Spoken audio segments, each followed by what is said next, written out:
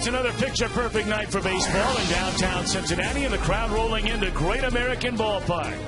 It's Game 3 of this 4-game series. The clubs have split the first two with the Diamondbacks in town to take on the Reds. And hi again, everybody. Alongside Chris Welsh, I'm Tom Brenneman. Welcome, as always, to Cincinnati Reds baseball. Chris, here we are. A little more than 2 weeks left to go in the regular season. We know about the magic number. Reds still 7 games up in the Central. But as you and I have talked a little bit about the last couple of nights, you start paying attention now to who the clubs might be that you'd play in the opening round of the playoffs, if you get there, and where you are as far as best record is concerned. Well, they're going to get there. There's no question about that, Tom. I mean, you have to have a historic collapse not to get there. But right now, as we take a look at the best records in the National League, right now the Phillies are the cream of the crop. 85-61, a couple of games ahead of San Diego, and then the Atlanta Braves, and then the Reds. You know what? It's very important, I think, and Dusty Baker knows this. He has told his ball club this, that you really want to finish out strong. You don't want to back into the playoffs. You don't want to be a team that gets in there almost by mistake by the other team folding for you. So if you want any kind of idea of who play at the end of the year, you play your best baseball from here on out. Take a look at the calendar for the Reds. They have 2 more games on this homestand and that 3-city road trip. Well, you know, these are teams, the first couple anyway, that they've handled very well. They played well this year against the Houston Astros. They played well against the Milwaukee Brewers. When you go to San Diego, you know you're going to face great pitching. The Padres came in here in the very beginning of the year. A lot of people who saw them said they're going to fade. Well, they haven't faded because their pitching is that good, and they play especially good at Petco Park. That might be a preview of what we see in the postseason. You might be right. Will Homer Bailey get a chance to pitch in the postseason? He's pretty much pitching on display every start from here on out to try and win a spot. We'll talk more about him when we come back.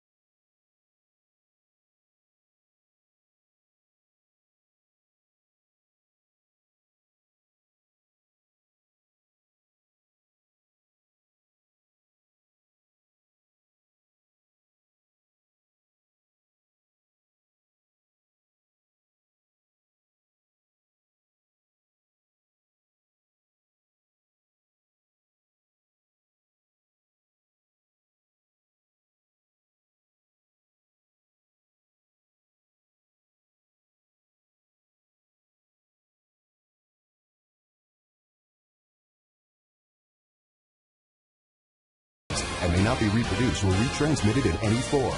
and the accounts and descriptions of this game may not be disseminated without the express written consent of the Cincinnati Reds. This evening's Reds broadcast on Fox Sports Ohio is presented in beautiful high definition, courtesy of H.H. Gregg. Well, what's the weather going to be tonight here at Great American Ballpark? Let's find out. Let's go to Local 12's Tim Hedrick. Well, boys, things are looking mighty good. As you can tell, the temperature's unseasonably cool right now. Up around the first pitch, it'll be about 83. And by the time the Reds nail down the final out with Coco Cordero, about 76. Willie Bloomquist in the lineup tonight.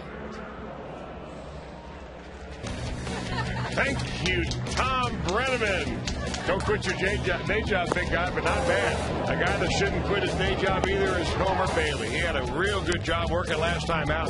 That was against the Pittsburgh Pirates. And he dominates that team every time he goes out. But if he takes the kind of stuff out there tonight that he had against the Pirates, he'll have no problem against a swing and miss Diamondback club. We'll see what happens to him tonight. Looking for his first win since August the 20th is Homer Bailey. And the Reds, Votto and company. We'll be swinging it when we come back.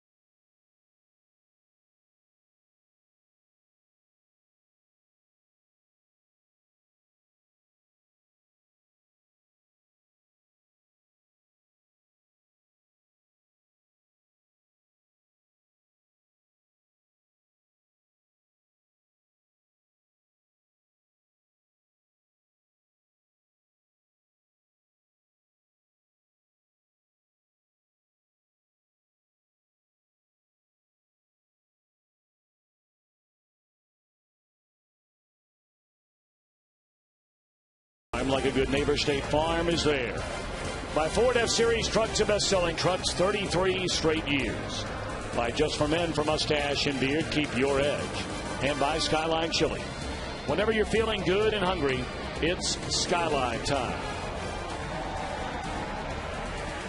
Reds have taken the field defensively, set for Game 3 of this 4-game series against Arizona. Kirk Gibson, the Diamondbacks manager, and his lineup is brought to you by Cincinnati Bell. Stephen Drew at short, Kelly Johnson at second, Chris Young in center. Adam LaRoche, a cleanup hitter at first, with Mark Reynolds at third and Miguel Montero behind the plate. Brandon Allen in left field, Gerardo Parra in right. And Joe Saunders, a left-hander, is on the mound. Starting it for the Reds, his only start against Arizona back in 2007 is right-hander Homer Bailey. Well, Homer Bailey now 24 years old. He has already made 52 starts in his major league career, and he'll make start number 16 of this year. His fastball, you know, is straight but hard. He'll get it up there anyway from 92 to 95 miles an hour. And if you're thinking about what Homer is thinking about tonight, taking the mound, yes, his ball club is in command of the division, but he's pitching for a playoff spot. I'm not so sure that the Reds have decided yet who will be in that playoff rotation, and Homer Bailey wants to be part of it. He's looking for his first win since August the 20th. That was when the Reds visited Los Angeles, where he beat the Dodgers. Since that time, he's been beat up a couple of times, but coming off a very strong outing against the Pittsburgh Pirates in his last start. Well, you're not lying about that. 7 innings, 5 hits, 1 run, struck out 9, a career high. Let's take a look at the Reds on defense, presented by Ford. Stubbs in center, Gomes in left. Willie Bloomquist makes his Cincinnati debut after coming over from the Royals. Cairo for Scott Rolen, who has a sore back. Cabrera, Phillips, and Votto round out the infield, and Ryan Hannigan part of the battery with Homer Bailey. Talked about Bailey is only starting against Arizona July of 07. And they have 4 of the 5 players that are left from that Arizona team in their lineup tonight. Those are the only 5 players left from that Arizona club that went to the National League Championship Series. Ball 1 low to Stephen Drew, and we're underway. Drew is one of them, along with Reynolds, Young, Ojeda, and Montero.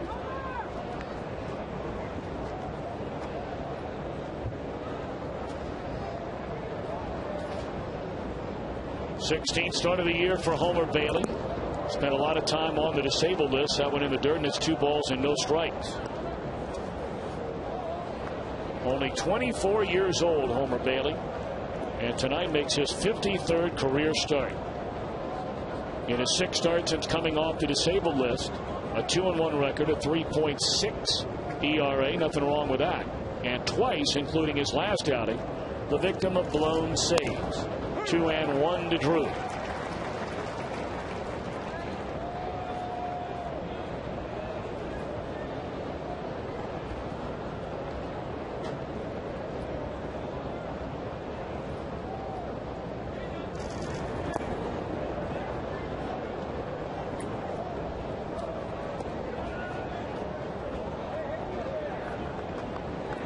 Drew at 275, has 12 home runs and 52 runs batted in.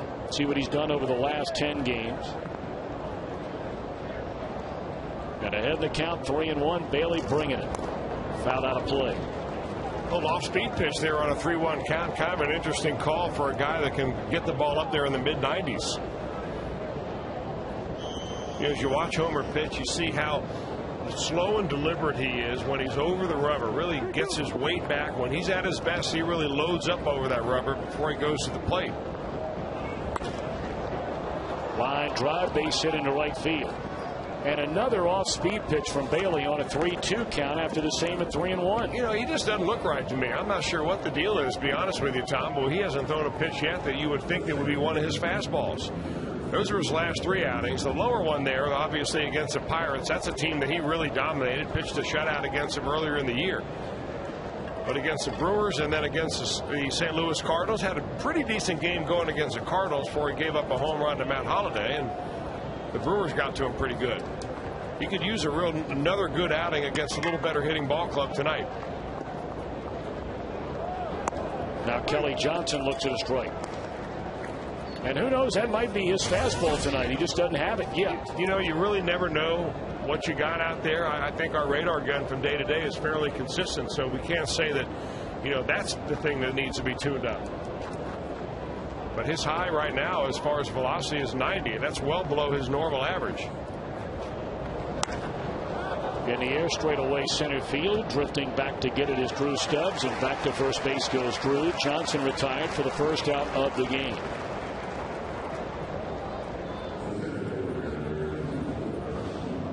But Chris, you know as well as anybody, I mean, there are the overwhelming majority of starts. You walk out of that bullpen, you get to the mound, and you just don't have everything in your arsenal working the way you'd like it to work. Yeah, usually, Tom, though, your velocity is somewhat consistent. And when you don't have your good stuff, it means that you don't have your good location or you don't have your breaking ball on a particular night. If Homer's going to toss it up there at 88 miles an hour, that's an indication that physically he's not there. Ball 1 to center fielder Chris Young. 25 home runs and 84 runs batted in for Young, a National League All-Star this year. And you never know. I mean, as he gets loose and gets his rhythm and kind of gets his sea legs under him, maybe he'll be able to get his timing down and throw a little bit better. Or maybe he'll be able to do what Bronson Arroyo does, which is fool him with the stuff that you have on that particular night, depending on what you take to the mound.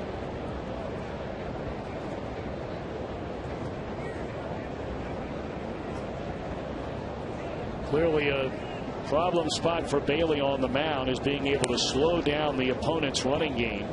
And he's paying a lot of attention with that in mind to Stephen Drew over at first. Drew only 9 attempts all year, has been successful in 2/3 of them.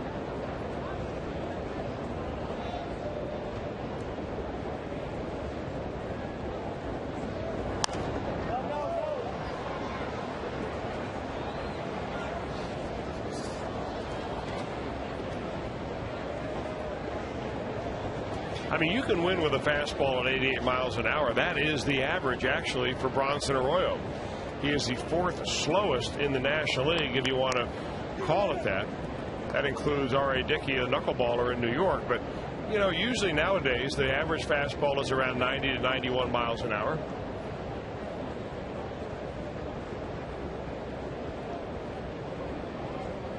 Kind of a good learning experience sometimes when you go out there without your good stuff and figure out how to adjust.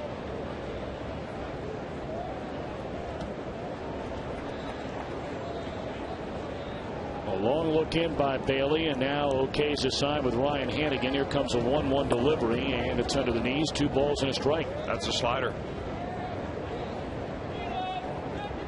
Told you San Diego lost earlier today, but they did win 2 out of 3 in Colorado.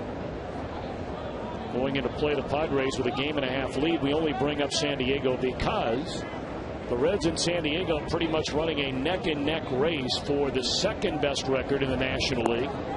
2-2 to Young. And that could turn out to be extremely important depending on where the wild card comes out of. If the Reds finish with a better record than San Diego or the Western Division champion.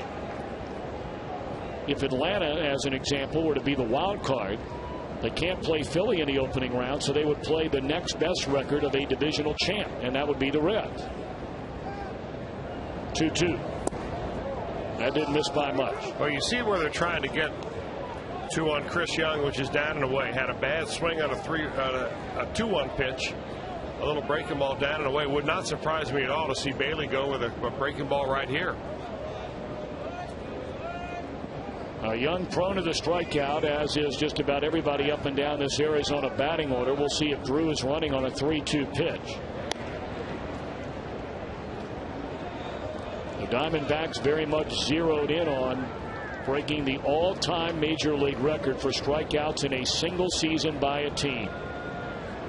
And their interim manager, Kirk Gibson, certainly doesn't like watching that every night. They've struck out 63 times in their last 5 games. And there's ball 4.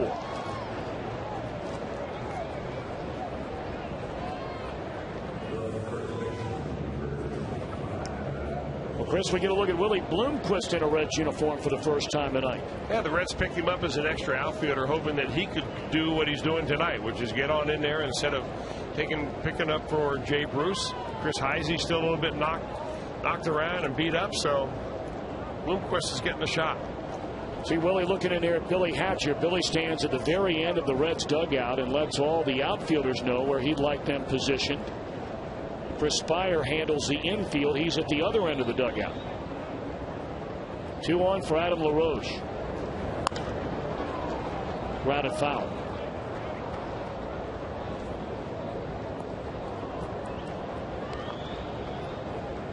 So Matt Williams down there, the first base coach of the Arizona Diamondbacks. Boy, what an outstanding player he was for a long, long time.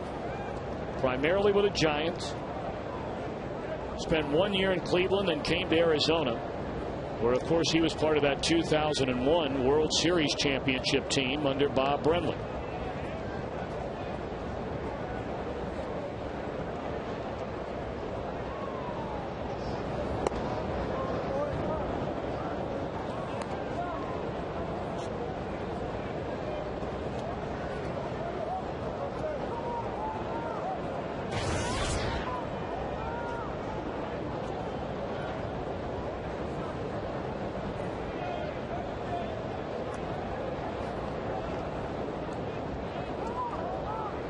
One on LaRoche, who's driven in 91 runs this year, and a fastball thrown right by him. 1 ball and 2 strikes on LaRoche. Yeah, good location right there. You come in on the left-hander. LaRoche is like a lot of left-handers. They like that ball down and in. But he throws it right underneath his elbows there. And, boy, that's just a real tough pitch for a guy who holds his hands and bat that high to get to. He'd like to just drop that bat head down around the knees.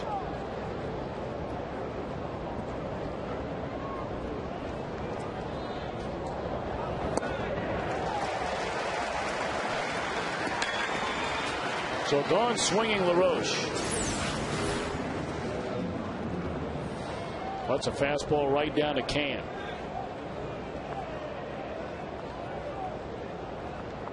Good follow through though.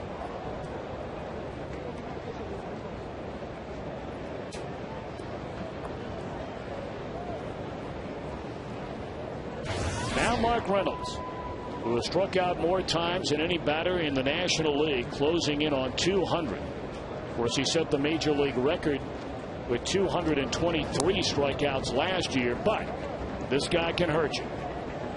He does have 32 home runs and 84 runs batted in. To give you an idea about how far and away the Diamondbacks are leading the major leagues in strikeouts, they struck out 1,351 times. The next closest team is Florida at 1,210.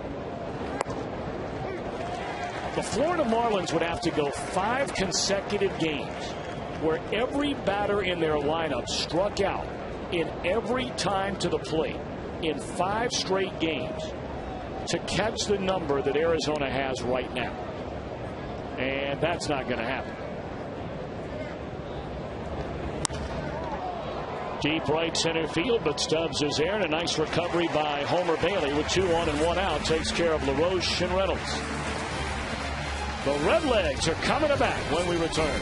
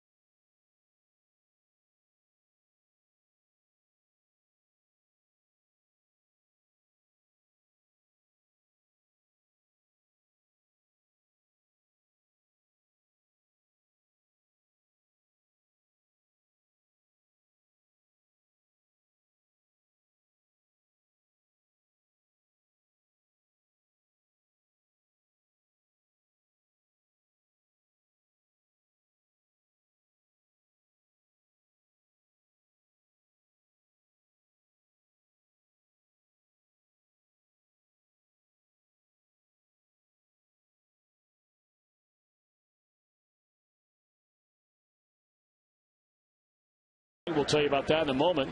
But tonight is your night to ask the announcers. Ask Chris Welsh specifically. Submit your questions to foxsportsohio.com. And we'll be getting to them throughout the course of the entire night tonight, presented by Fox Sports Ohio High School Football Game of the Week. And we'll be getting to those right away. Just send them in and we'll do our best to get yours on the air. The Reds lineup by Cincinnati Bell, Brandon Phillips, Orlando Cabrera, Joey Votto. Johnny Gomes in a cleanup spot. Miguel Cairo for Scott Rowland at third. Drew Stubbs in center. Told you Willie Bloomquist, his first start as a Red out in right, followed by Ryan Hannigan and Homer Bailey against former Angel left-hander.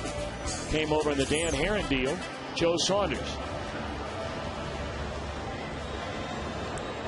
Well, we saw Joe Saunders during the trip through Phoenix in late August, and if you've seen him once, you'll see him. He'll be the same guy tonight. 28-year-old left-hander that is a finesse left-hander. He'll try to hit the corners, keep the ball down, get some ground balls, lots of curves and changeups, and guy looking to get out of a little bit of a personal rut. Last 5 decisions of 6 have been losses. Those are his numbers with Arizona. He went 6-10 in 20 start this year with the Angels before coming over. Brandon Phillips in his last 15 games has just 7 base hits and only 1 extra base hit. That was a double. 7 for his last 51. And trying to get healthy and be ready for October. I guess that begs the question, Tom, how long will Dusty Baker stick with Brandon in the leadoff spot? I mean, the team is looking to avoid its 8th loss in 11 games. Going back to the last trip they had, and you know, they're not getting a lot of spark at the very top. It's a good thing that Cabrera has come back and into active playing and swinging the bat the way he is. Unfortunately, Brandon just still looks a little bit out of sync. Well, the Reds got on their roll after they started the year at 7-11 as Brandon shoots one into right field, and that is caught by Parra. It's just tough luck hitting right there for Brandon. Let's take a look at Arizona on defense, presented by Ford. Young flanked by Brandon Allen and Parra. They'll go with Drew and Johnson, the middle infield, Reynolds and LaRoche on the corner, Saunders and Montero, the battery. But after the Reds started 7-11, they went 23-9 in their next 32. And that's when they made the initial shift, major shift in the lineup. The first 18 games of the year was primarily Brandon Phillips batting cleanup, Drew Stubbs leading off, Cabrera batting in the 2-hole. Then all that changed. Stubbs was dropped down 7 or 8 depending on the night. Cabrera went into the leadoff spot. Brandon Phillips went to the 2-hole, with Roland moving into the 4 slot. So do you think about maybe going back that way again? Well, I don't know. If you take a look at the last 2 at-bats for Brandon Phillips. In the air down the left field line, and one. No, he's unable to hang on. Looked like Allen had it momentarily. Instead, it'll be a double for Orlando Cabrera.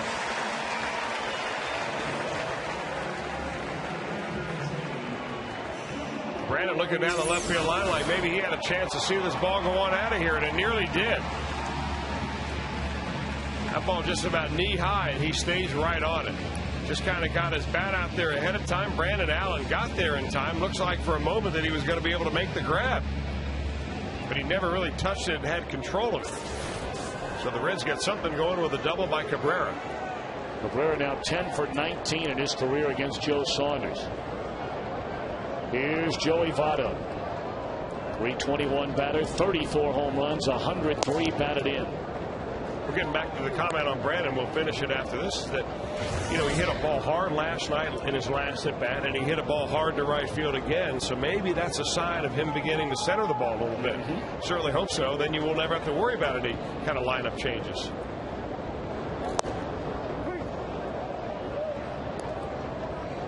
Well, that's the one thing Dusty has done regularly this season. When he senses his team has needed a change in a lineup, he has not been afraid to make it.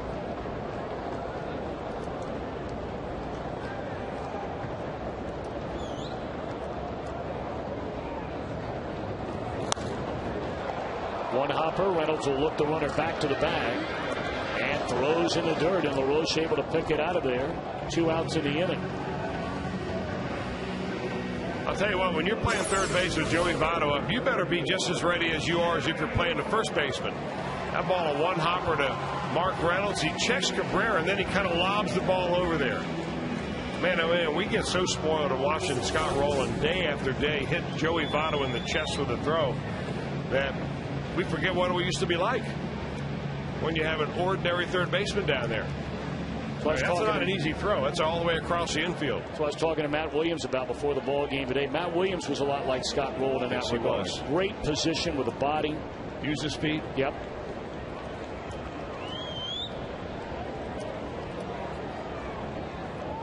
Now Johnny Gomes, runner at second, 2 men out. Strike 1.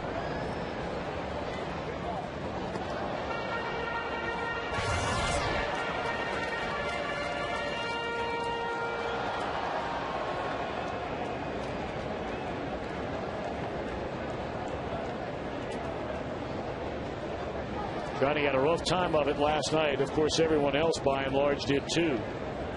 Against Daniel Hudson.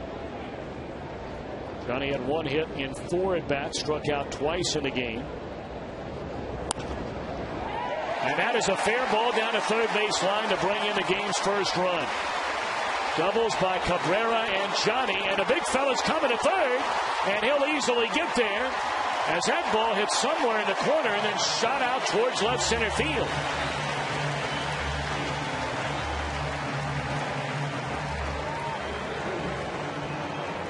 Now Mark Reynolds down there talking to Johnny Gomes right now, saying that ball was hit so hard I had no chance at it. In fact, I didn't even make a try.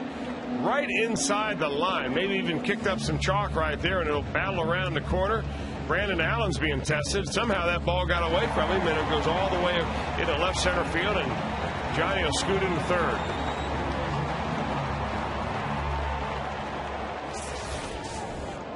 That'll get him going. It's now 78 runs batted in for Johnny, and here's Miguel Cairo getting a start for Scott Rowland.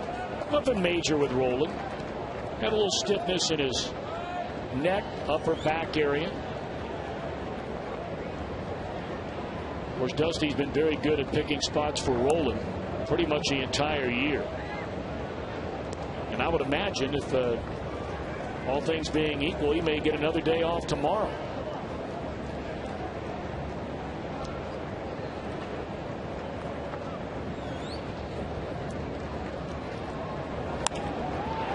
Lofted into shallow left center field, and that's a base hit. I assume a base hit. It hit off the glove of Chris Young. Scoring is Gomes, and it's 2-0 Reds. Well, that looked like a ball that should have been caught.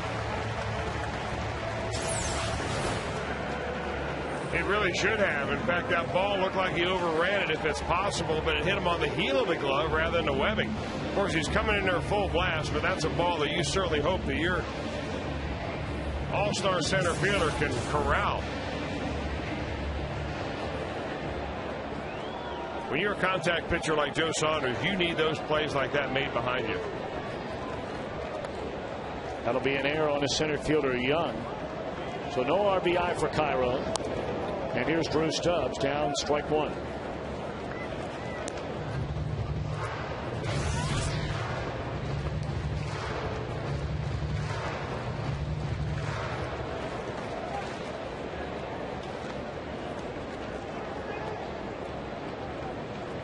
Oh, and 1 to Stubbs.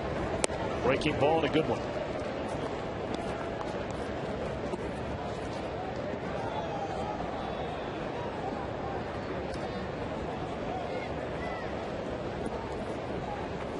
Well, 2-0 Redlegs here right from the get-go. 0-2 on Stubbs, and a fastball is taken high. Now, Stubbs, another guy that, you know, Chris, we were talking about the batting order, and depending on if Brandon Phillips does indeed get healthier and start swinging the bat a little bit better. Now, Stubbs, for the better part of a month, has hit better than he has and walked more frequently than he has. At any point in his young major league career, he has 23 hits in his last 87 plate appearances with 9 walks thrown in between.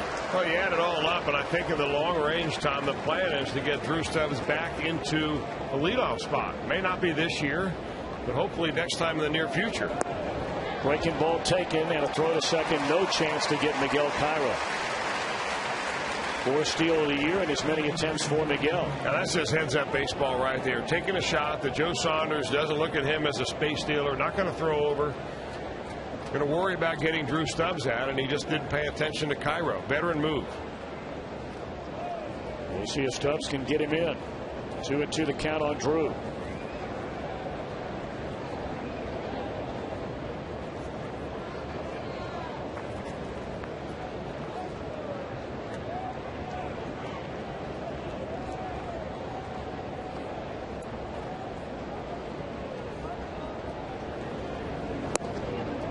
Fastball off the inside corner.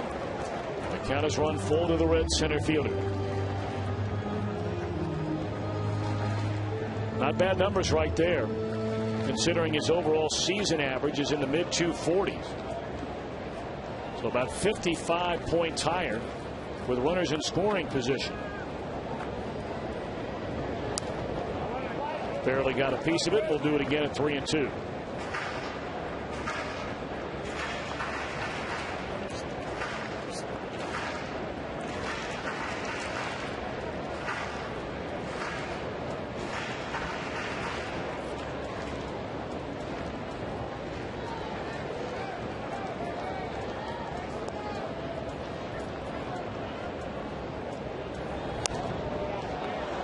In the air behind the plate, Montero over near the screen, and and runs out of room, 2 steps out of play.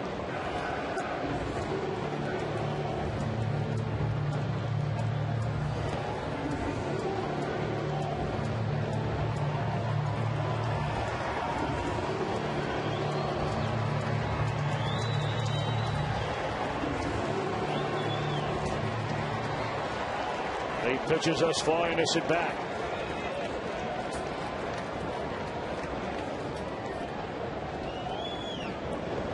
And it's clobbered into left center field, way back. And a 4-0 Reds lead. Drew Stubbs' 18th home run.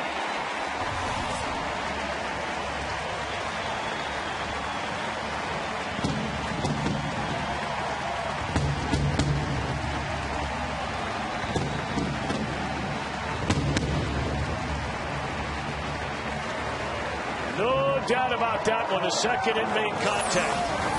Now, he told you that he's just about a 300 hitter here in the month of September. He gets his 3rd home run of the month, picks up runs batted in 9 and 10. And that ball is a double-decker. Second deck out there in left field. And that is what is so intriguing about Drew Stubbs. Combination of the blazing speed he has and that tremendous power.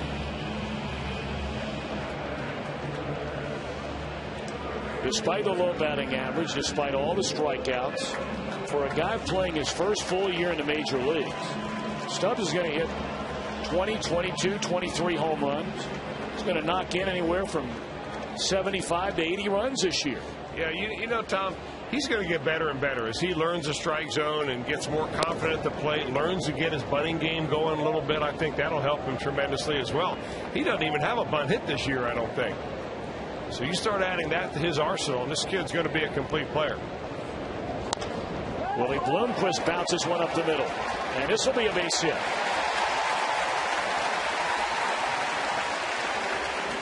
First hit in 12 at bats for Willie against Joe Saunders. But welcome to the Redwoods. Reds can do no wrong in this inning.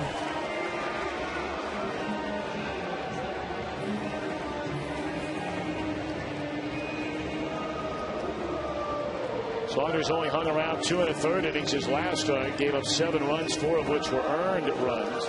And here in 2/3 of an inning tonight has given up 4 more. So that's 11 runs in 3 innings of work. His last start against Colorado. The Reds know all about getting kicked around in Colorado. See the 4 walks. Saunders is tied for the most losses in Major League Baseball this year. If you combine his numbers for the Angels in Arizona, 15 losses, the same number for Kevin Millwood.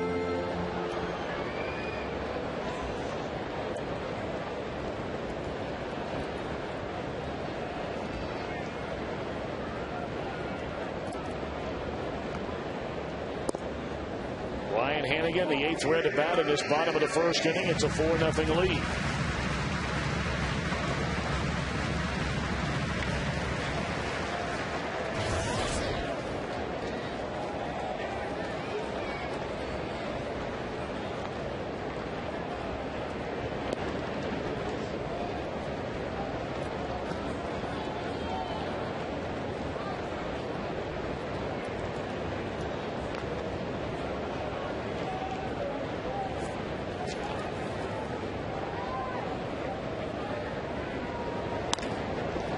On the ground, Drew is there, and the force out will end the inning. But the Reds jump on Joe Saunders, a 4 spot in the first inning.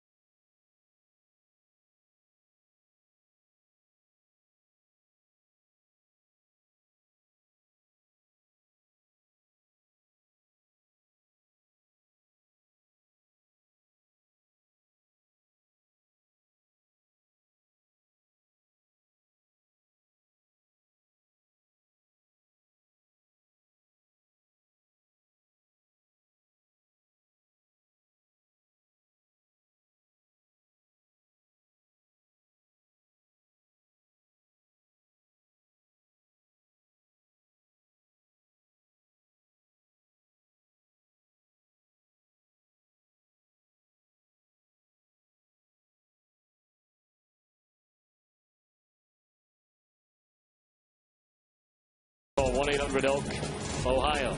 Homer Bailey in between innings. Chris, we wondered if he was okay tonight. And after a lengthy conversation with manager Dusty Baker, Paul Lassard, the Reds trainer, along with pitching coach Brian Price, having a few words with Homer Bailey. Well, he didn't have his fastball that we normally are used to seeing. And, you know, sometimes teams will use that as kind of a little diagnostic kit. Say, hey, you're off your fastball. What's going on? But he went through the first inning with no problem, really. So we'll see if he's able to make an adjustment out there.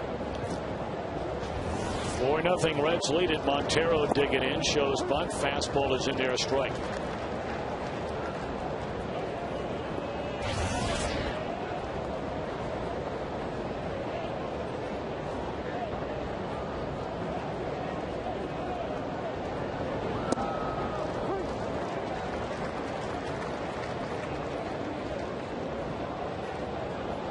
Montero at 281, 9 home runs, 41 batted in. He'll be followed by Brandon Allen and then Gerardo Parra in the Arizona second inning.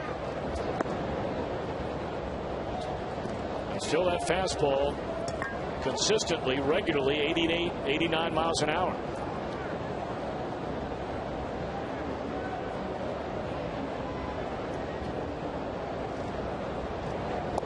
But you know Homer's a competitor. I mean, he's the kind of guy that he just thinks that he can win at anything. And unless he's hurting himself physically by being out there, this would be a pretty good learning experience for him.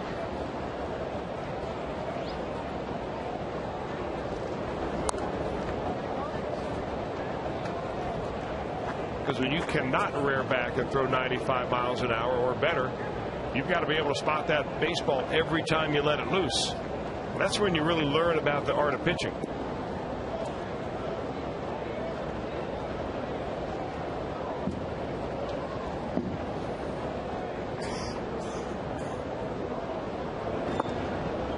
Well, he got ahead of Montero at 0-2, and now it's 3-2.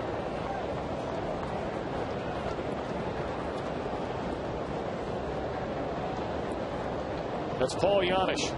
Oldest trick in the book. Bruce has got him. Loving it. On swinging is Montero. That's 2 strikeouts tonight for Homer Bailey. So how long do you let him go? All night? Oh, absolutely. He's already been documented on TV, so he may reach up there and take his hat off, and by that time it'll be good and sticky. Would you ever let a guy run on the field with it? I mean, say Janisch comes in later as a defensive replacement. Would you let him maybe take about 5 steps out of the dugout, or maybe get out to short if they're throwing the ball, you know, some grounders in between innings, and then finally walk over to him and say, hey, big fella, you might want to get that off your hat? I think everything you can get. I'm with you all the way. Absolutely. Milk every laugh you possibly can. So you and I would have fun down there then. Oh, yeah. At everyone else's expense. Believe it. Right. And what they do in the dugout is mild compared to what they do out in the bullpen. I mean, it's like kids play. Really? Like they do some of those things down at the baseball heaven. Fantasy camp? Yeah.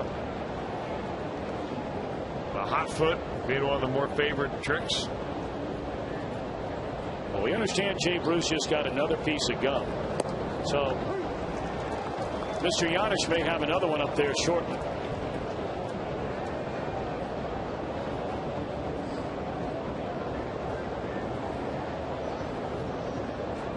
Three and one on Brandon Allen. We've seen him at first base in this series, and now we see him in the outfield, and he draws a 1-out walk, second of the game given up by Bailey.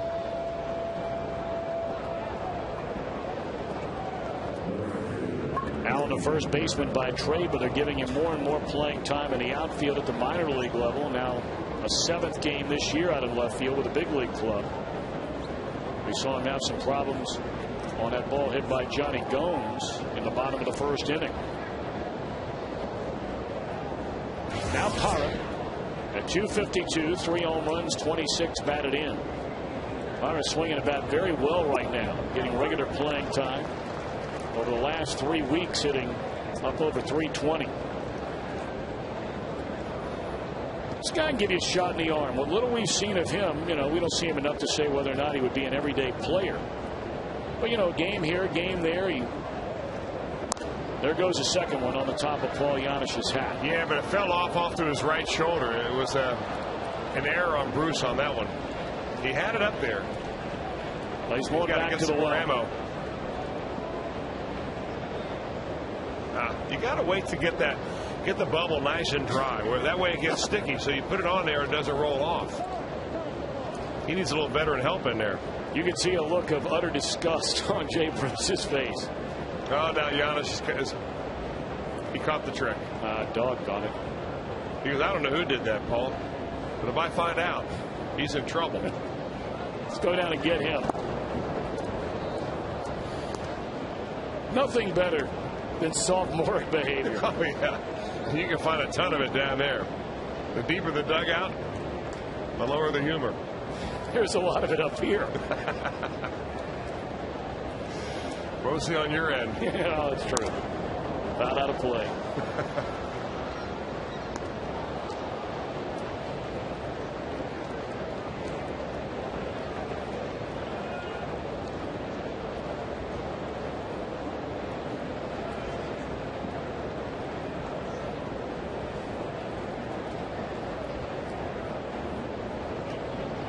One and two to count on Parra. Got out of play. It's one of the things, Chris, you don't see very frequently in a team like Arizona. When you're almost 30 games under 500. I'd imagine it really takes away from maybe some of the enjoyment of just playing baseball, the little kid version of playing baseball. Well, we all know that Kirk Gibson is a guy that would not take too kindly to that kind of action in the dugout, especially with his team being where they are in the standings. This guy is no nonsense at all.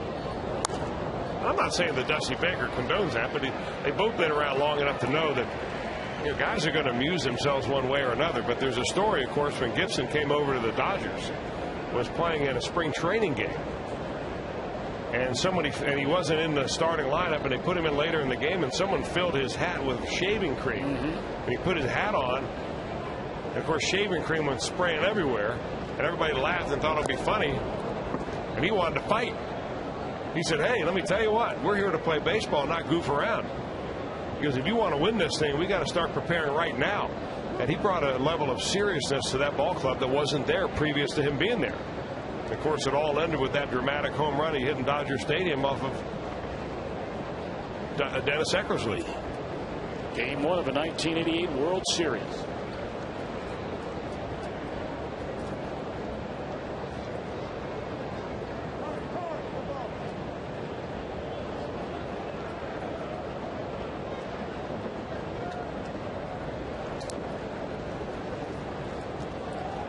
A lot of people out there may not remember Kirk Gibson, the football player. Boy, was he something. Drafted, in fact, by the St. Louis Cardinals in the NFL. There's a swing and a miss, and that's strike three to Parra.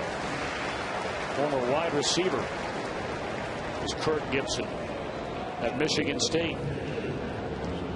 Well, you can celebrate the beginning of the school year, show your school spirit with the Reds. For the remainder of this regular season, students can buy half-price tickets for select seating sections at Reds home games. Purchase student tickets at the ballpark windows or by logging on to reds.com/students. Third strikeout for Bailey, and out of pitcher Joe Saunders.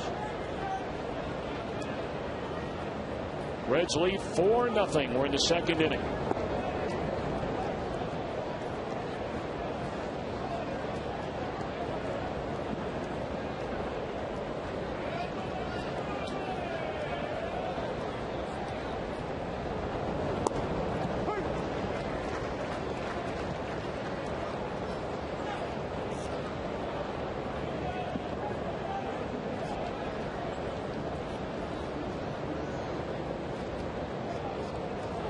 Saunders 2 out of 15 as a batter, and ahead of the count 2-1.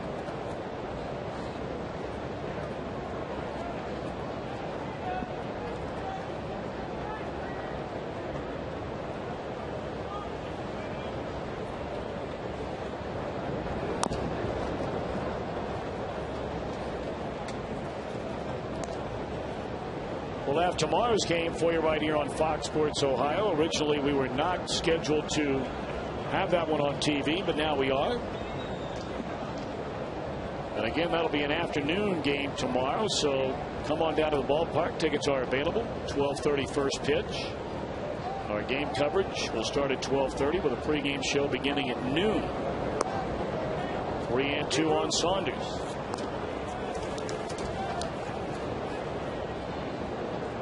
Edinson Volquez will start, coming off his best outing at the big league level this season against Arizona right-hander Rodrigo Lopez. 3-2 pitch. Wow. Walked it. I don't think there's any debate about it. Something is not right tonight with Homer Bailey. I don't think there's any question. I agree with you 100%, Tom. We just don't know what it is. Obviously, the Reds would never leave him in there if he had any chance of hurting himself. Thrown 27 strikes, 20 balls. And again, going by velocity, it's just not there from where we've seen it before. His hardest pitch of the night is 91, but that's generally where he throws on the low end of his fastball.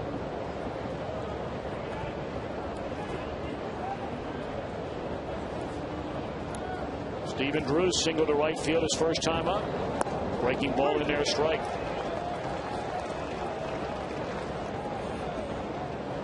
Well, you know, Tom, in his last outing against the Pittsburgh Pirates, we saw Paul Lessard giving his neck a massage between innings, putting some hot balm on there, whether it's Capsulin or Bengay or something like that, that kind of loosen it up a little bit. Looks like he's got that same thing working right now. You can see the skin kind of red, maybe inflamed from the balm, and maybe that's the whole issue.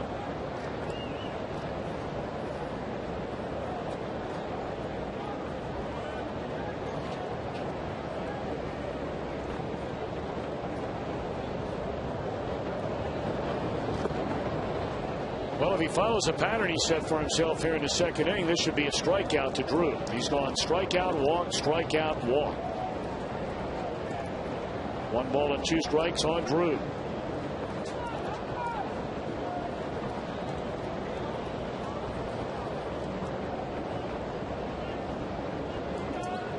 Allen at second base, the pitcher Saunders at first, and there's a swing and a miss. So that's the way the inning goes. 3 strikeouts, 2 walks.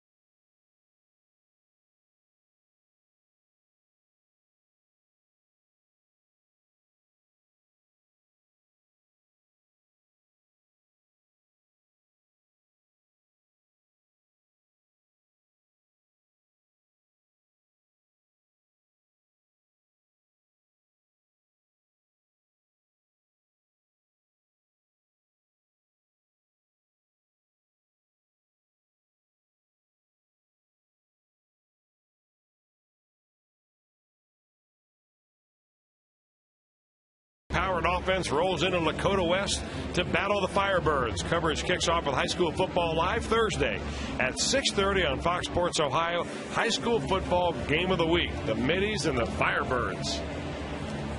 All right, we're going to be answering your questions throughout the night. Tom and Chris, what is your favorite Reds moment so far this year? Chris, how about for you? Man, that's a tough one off the top of my head. See, you do that so you get a chance to think of my answer and have some time to think. I would have to say Joey Votto's opposite field walk-off home run that happened just the other night. Wow. I think mine was the debut of Aroldis Chapman.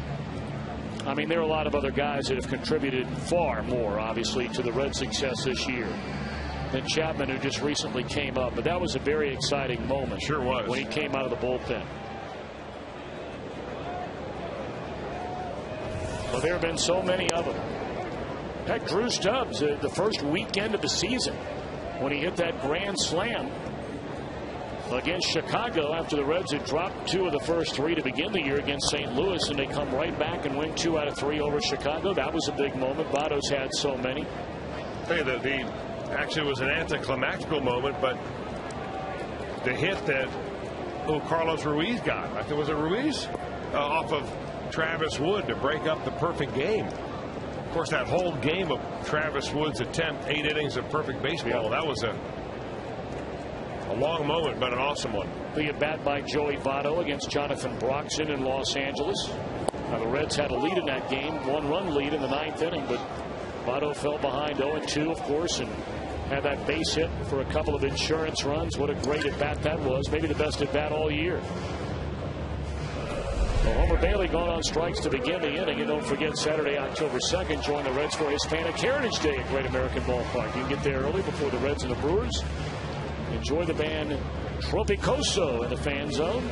There'll be dancers, a great parade, flags on the field before the game. 513-765-7600, the number to dial. Or go to Reds.com/Hispanic Heritage. 1 gone in the inning. Reds leading 4-0 here in the second. Another one of the highlights of the year has to be, at least up here in the booth, is when you and I were dancing on Irish Heritage Night. We thought it was a highlight until we saw it on tape, and we just categorized that as embarrassing. Not for a second. Not embarrassed by it at all. One thing we've been eliminated from is Dancing with the Stars after that audition. It's all right. We'll dance at the ballpark. Good by me. Yeah.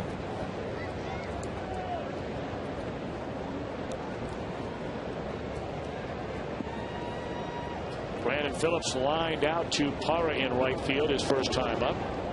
3 balls and a strike. A 4-run first inning, a 1-out double by Cabrera. He scored on a 2-out triple by Gomes. Cairo reached on an error, scoring Gomes. And then Miguel scored on a 2-run home run by Drew Stubbs. Hit hard again into right field, but Parra is there for out number 2.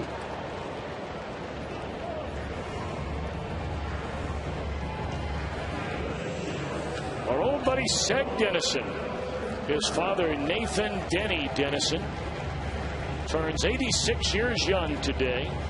A World War II Pearl Harbor survivor.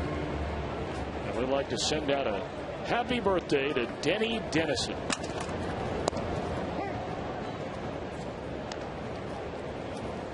And also Marvin Carey from Springfield.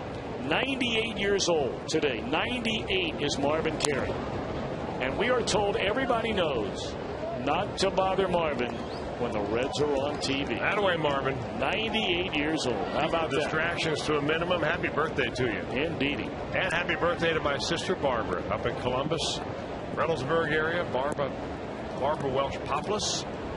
Happy birthday to you, Babs. Indeed. I get the Reds games up there on Fox Sports Ohio.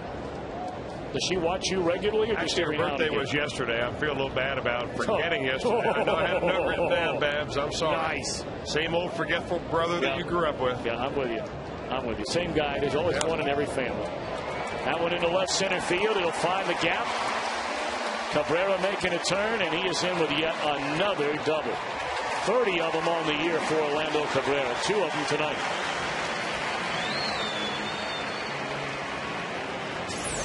You wonder, Tom, if maybe Orlando Cabrera, pulling that rib muscle, missing so many games on the disabled list, gave him the kind of rest that he really needed. I mean, he was playing every day, and he and Brandon would seem like they were getting worn down. You never want to get hurt to get your rest, but, I mean, he's come back with just fire in his eyes.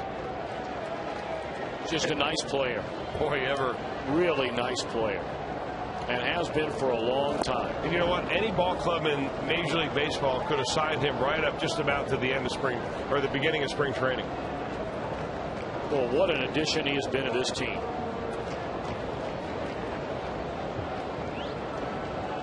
Guy's a winner.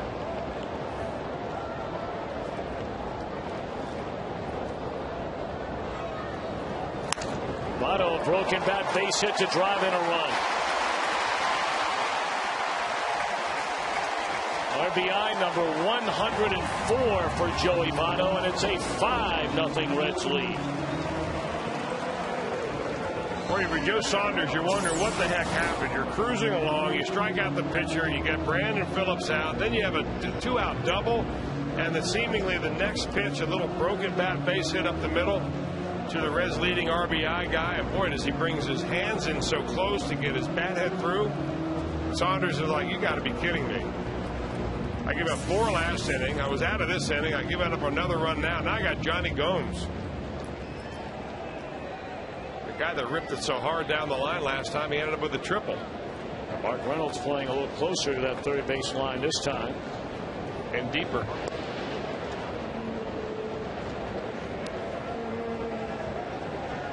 Philadelphia again jumping all over Florida. Man, the Phillies are rolling right now. 4-1 game. And Philadelphia batting in the third inning with the bases loaded. That is a team that everybody wants to avoid until the latest possible date when the playoffs come around. Not to say they can't be beat, but they've won back-to-back National League pennants. And a forced play will end the inning. Reds get another run and lead as we go to the third, 5-0.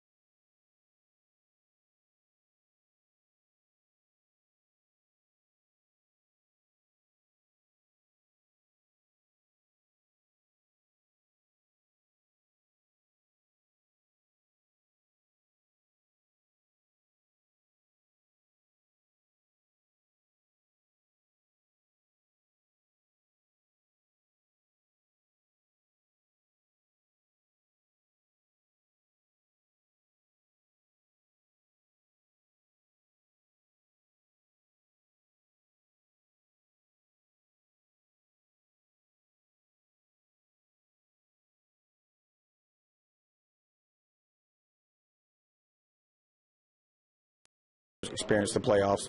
I'm just looking forward for those guys to see what it's like just to take batting practice in October, because there's smells and there's sounds and there's things that go along with a playoff atmosphere at a ballpark that you will never experience any other time in any other game until you step onto that field those days. Boy, he's so right. If any of you at home have ever had a chance to attend a playoff game, and let's be honest about it, for so many here in Cincinnati, it has been so long. 15 years since they played an actual postseason game after so many postseason games here in the many years prior to that. But man, when you go into a playoff game, the batting practice, it's getting darker a little bit earlier, a little chill in the air. It's a whole different world. And it's starting to look more and more by the day, although nothing is certainly cemented as far as that is concerned. But starting to look more and more, Chris, like these young Redlegs are going to get that chance this October. No, there's no question about it. I'm not so sure why everybody seems to be avoiding the obvious. I mean, I know that you don't want to jinx your team and all that, but I mean, magic number at 12 right now. Yeah, I only bring it up as there's a base hit by Kelly Johnson to begin the inning, just because it was recently as 3 years ago where the New York Mets had a 7-game lead with 19 to play and lost that lead to Philadelphia. All right, Chris, here you go. If the playoffs started today, what do you think the Reds' rotation would look like? Well, if you're going to use 4 pitchers in your rotation, I think they'll go something like this. Probably Arroyo at the top, Johnny Cueto, Travis Wood, and you may want to put Wood in between Cueto and Arroyo. Don't know about that. And the fourth one, I think we're looking at a pitch off. Might be Homer Bailey, could be Edinson Volquez. I don't know if Aaron Harang is still getting consideration or not. He's out in the bullpen right now, so my answer to that is probably not. I'd probably go with the veteran. Now, that could change depending on the matchup. You've got a ball club with a lot of left-handers. You may want to send Travis Wood out there right away. You want to win that first game, that's for certain. And whoever pitches that first game will be up against the ace of the other team. And again, we don't know. Anything could change, but it'd be hard to imagine anybody else but Bronson Arroyo starting game 1 in a division series. You agree? I agree with that, yeah. So you look at the teams. Now you take a look at the teams that potentially you could be playing against in their number 1 starters. With Philadelphia, you have Roy Halladay. With Atlanta, you have Tim Hudson. San Diego, Matt Latos. San Francisco, Tim Lincecum. And Colorado, should they get there, Ubaldo Jimenez. Now, if the season ended today, this is the way that it would look. The Reds would play the Phillies, and San Diego would play Atlanta. But if the Reds win tonight, you can throw that out the window. The Reds would play Atlanta, and Philly would play San Diego. Because Atlanta's already lost today. San Diego has already lost today. So the Reds and San Diego right now have identical records.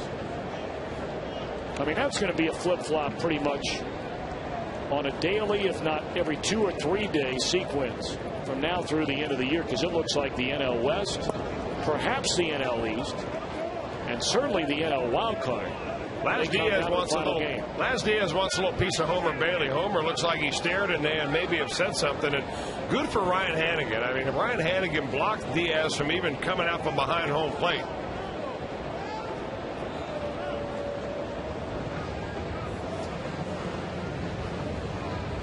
We're not exactly sure what he said or what's going on, but Brian Price is going to go out just to try to settle everybody down.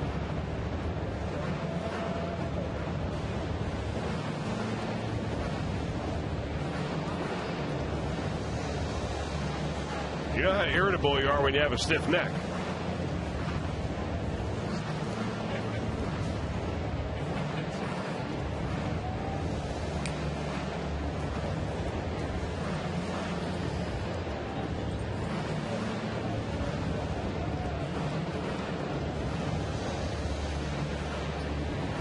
Well, getting into any kind of stare down with an umpire is a no-win situation. And the fewer years or days you have in the major leagues, the worse it is.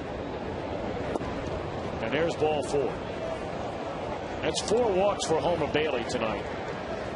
And I can't remember any of the 4 having a lot to do with pitches that he felt were strikes and the umpire called balls. This was Homer Bailey's last start. Now, that was against the Pittsburgh Pirates. And heck, Homer had his career high strikeouts in that ball game. Completely dominated the Pirates in that game. 7 innings of 1 run, 9 strikeout. Baseball did not walk a batter. A little different tonight. But if he's had a neck spasm or a neck problem for a whole week since he last pitched, it's got to be kind of irritable by now. Ball 1 to Adam LaRoche. 2 on, nobody out. Reds leading 5-0, but Arizona threatening in the 3rd inning.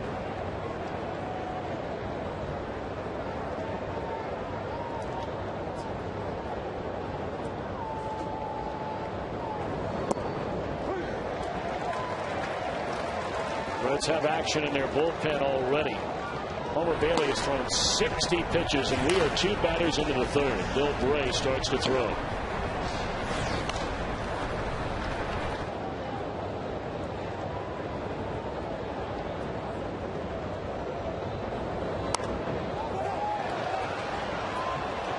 In the air behind the plate and out of play.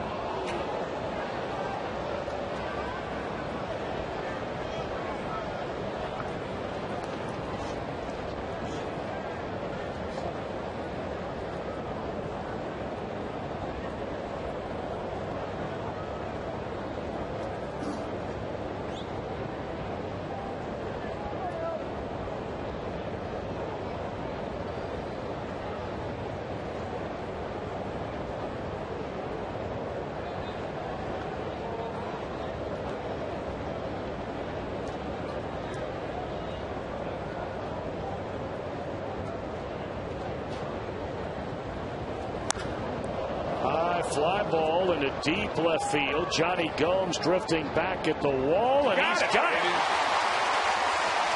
Nice play by Johnny, and the runner stayed put.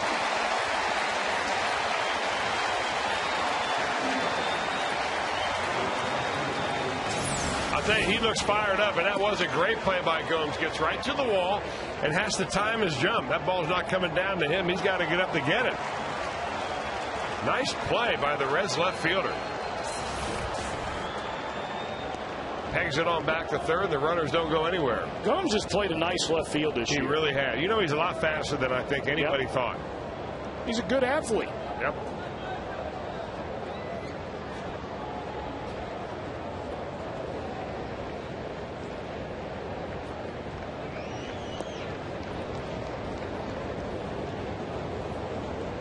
Ball 1 to Mark Reynolds. Homer apparently losing his footing on the mound once again. Yeah, not the first time. Look at his left foot when he lands and then slips a little bit.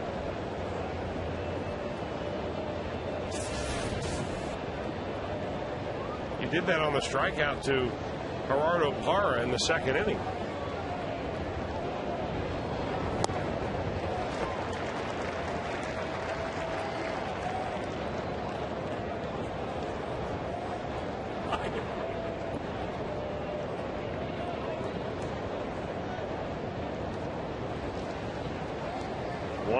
To Mark Reynolds with 2 on. And a breaking ball misses away. 2 balls and a strike on Reynolds.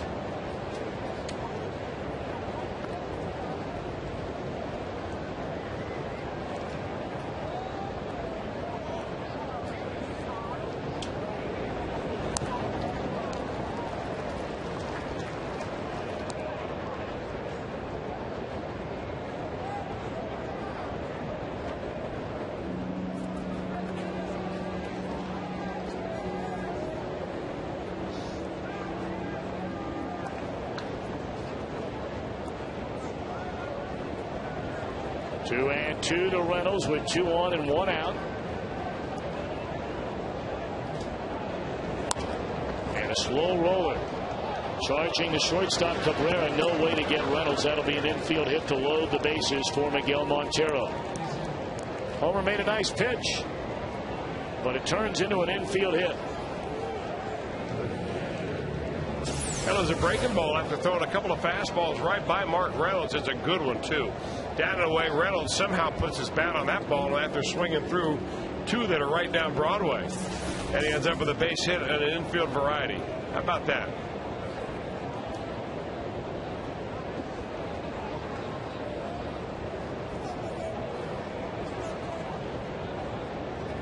Those have been few and far between for this Arizona team this year. We told you they have the fewest number of singles of any team in the league. They have the fewest number of infield hits in the league. Ball 1 to Montero. Homer is set to deliver his 69th pitch of the night. He has struck out 4. He's walked 4. He's allowed 3 base hits. And they're loaded with 1 out for Montero.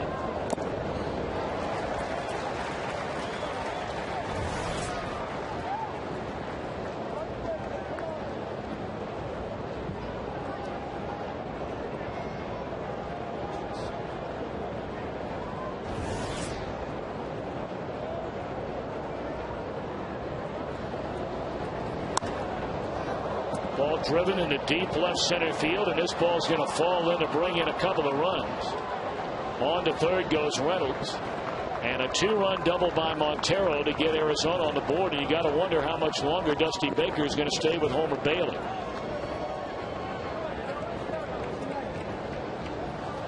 He's got the left-hander Maloney. And the left-hander Bill Bray getting loose in the bullpen. Well, if he goes to one of those guys, Tom, likely that he'll go to Bray to get out of the inning and then bring in Maloney to start the clean inning and make him the long man. At least that's what Dusty has done in the past.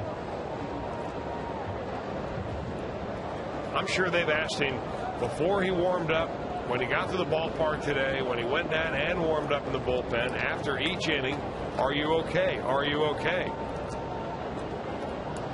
I think the guy realizes that this is an important start for him. This and the next couple of starts he has before the end of the season.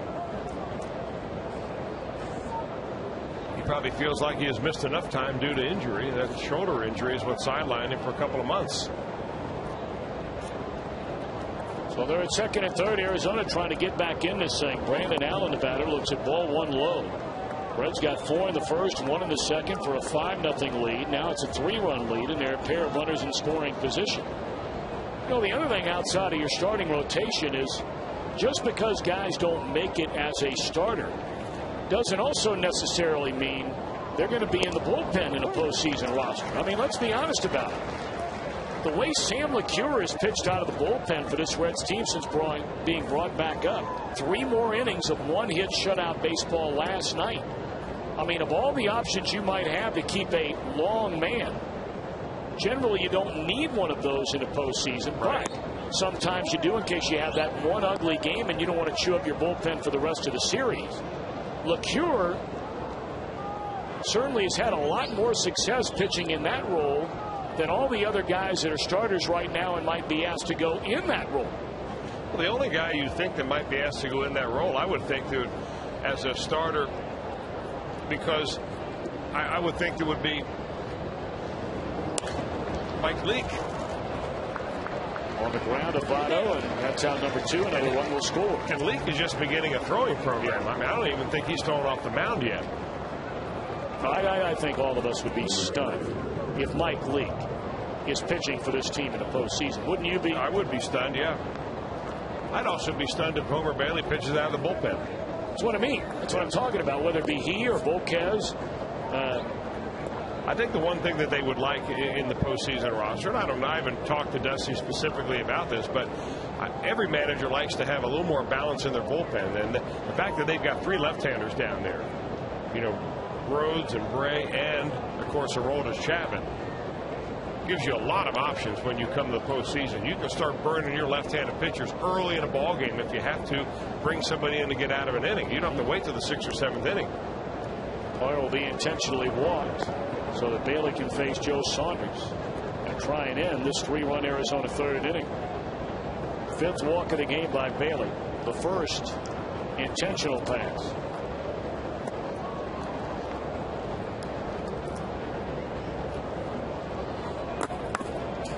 The shortest outing of the year by Bailey was 2 1/3 innings against Cleveland back on May the 23rd. That's when they originally diagnosed his injury. Gave up 4 hits and 3 runs. Didn't start again for the major league club until August 15th. And now just trying to survive the 3rd inning and maintain this Reds lead, which now stands at 2.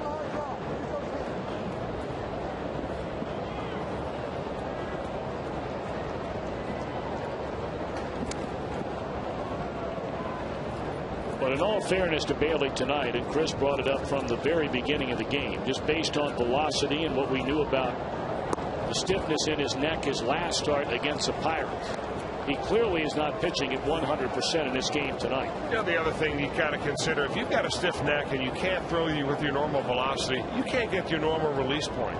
So you're not being able to throw the ball where you want to at any speed.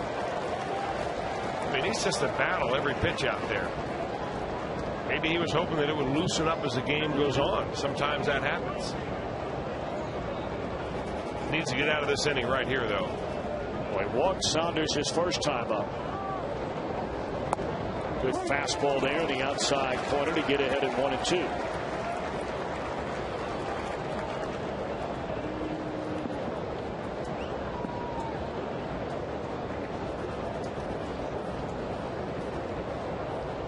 So now Bailey trying to end this third inning. A 3-run third for the Diamondbacks.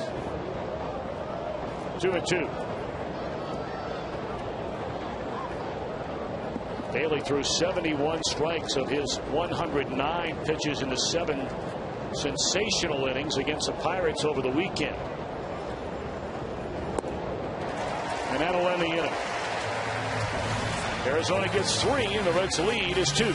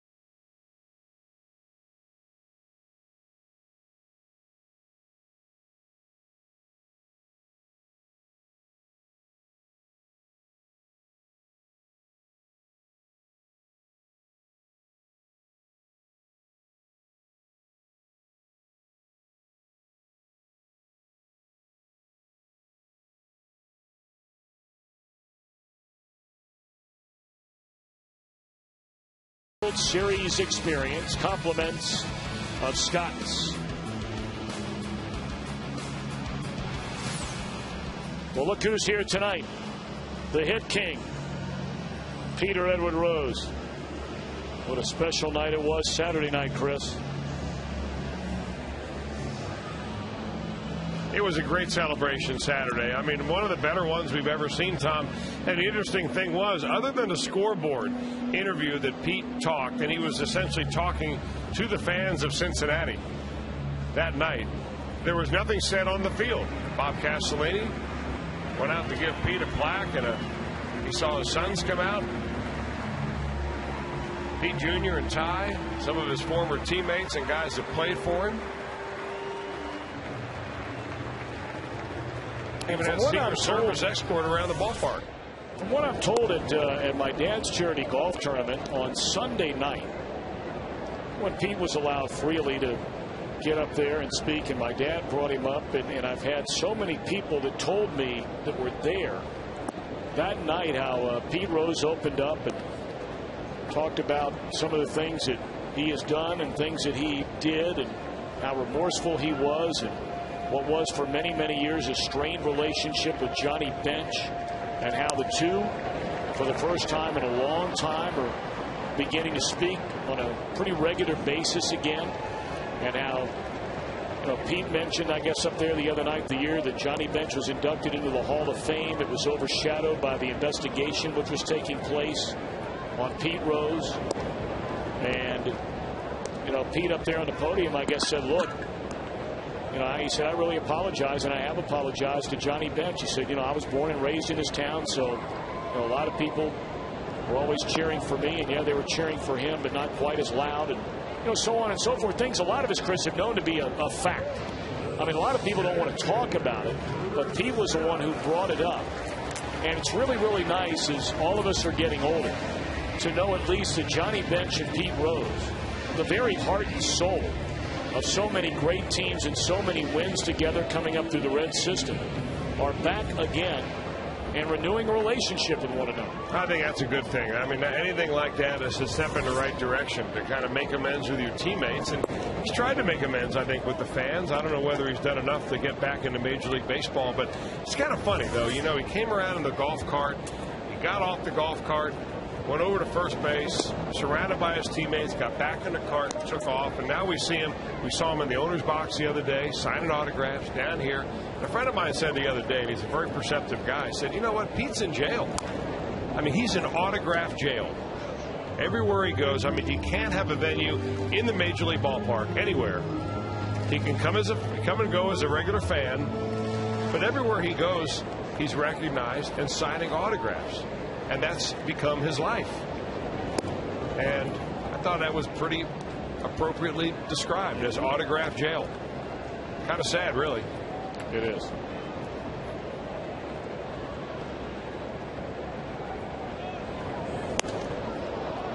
Vaughn swinging his stubs after clubbing a 2-run home run in the first inning. Back-to-back strikeouts for Joe Saunders here in the third.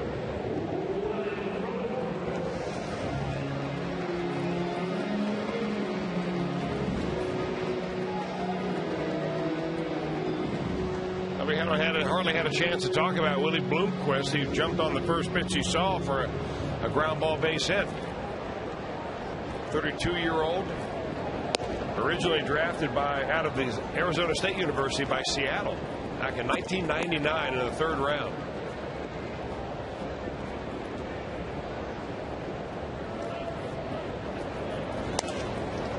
Slow roller to the second baseman Johnson and a 1-2-3 third for Joe Saunders. All of a sudden we have a ball game here. It's a 5-3 Reds lead.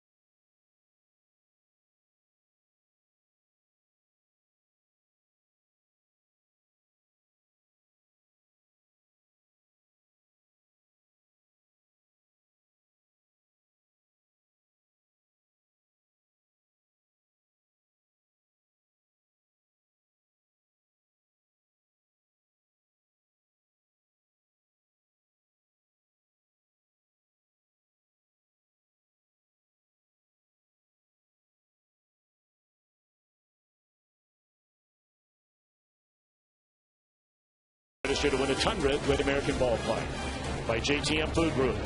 Serving up solutions to the food service industry for over 30 years. By Geico, 15 minutes could save you 15% or more on car insurance. Visit geico.com or call 1-800-947-AUTO. And by GMC. We are professional grade. Along the banks of the mighty Ohio, Great American Ballpark, we played only 3 innings tonight. Reds have a 5-3 lead. The night is over for Homer Bailey.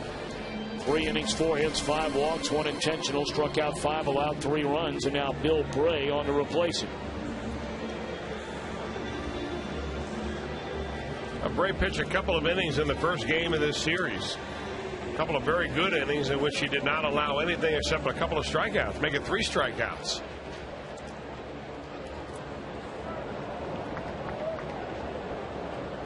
Turnabout is fair play for Mr. Bruce. Yep.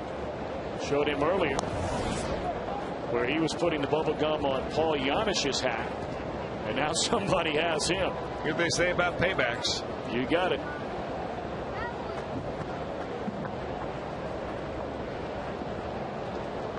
I think Giannis might be the guy that got him. He just took a peek up there on the top of that hat. He's loving it. They're all looking at him now. Well, you know Corky Miller's probably right in the middle of all that, right, Chris? He's been doing it for years. Yeah.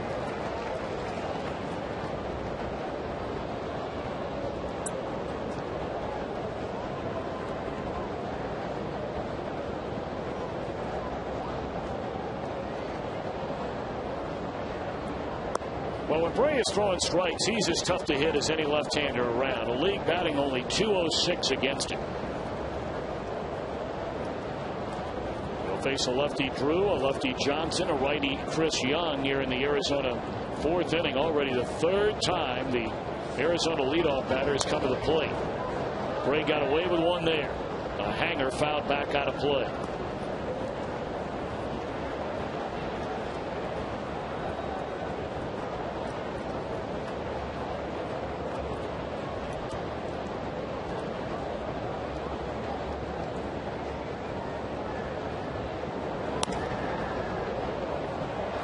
Look at Brandon Phillips. Picking it every night. Every single night. You could fill an hour highlight film just in Brandon Phillips' defense.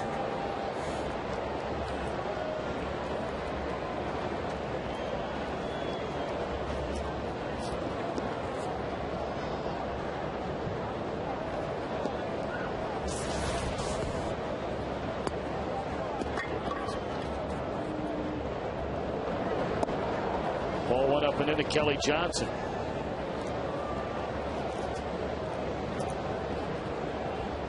Going to take another question for those of you that have emailed them in tonight. Part of our interactive telecast. We've had 4 of them already this year.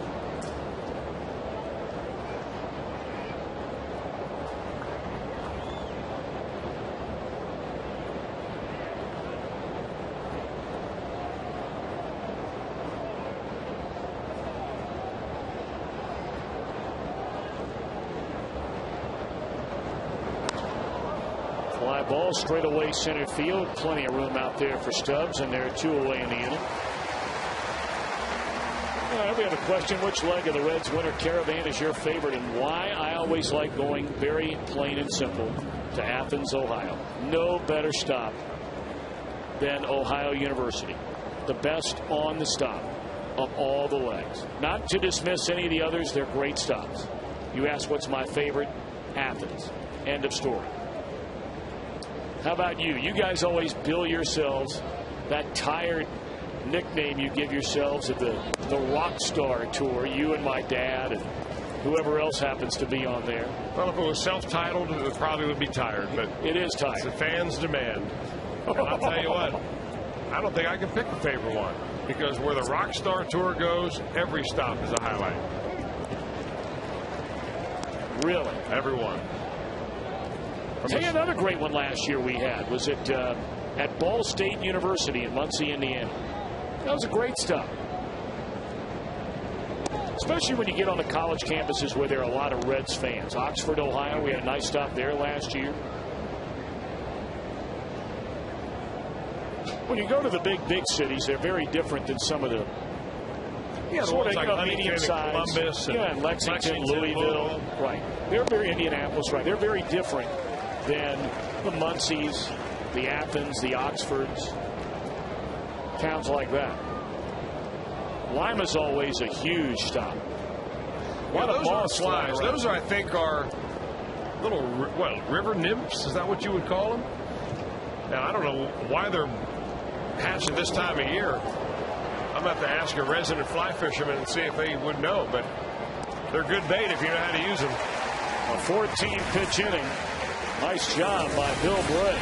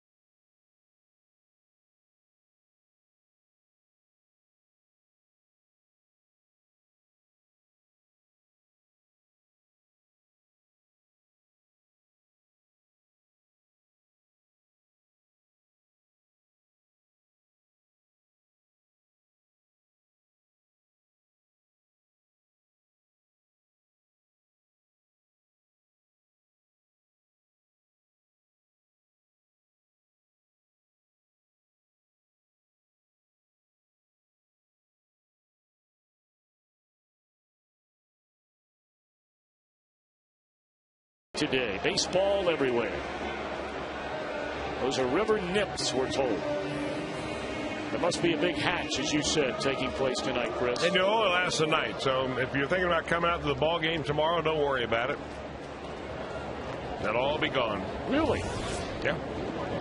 I want to know where the birds are. Usually when the nips come out, the birds start flying around the light standards, and they just fill up on them. Now, if there's some flying fish around here, they'd really have something to eat.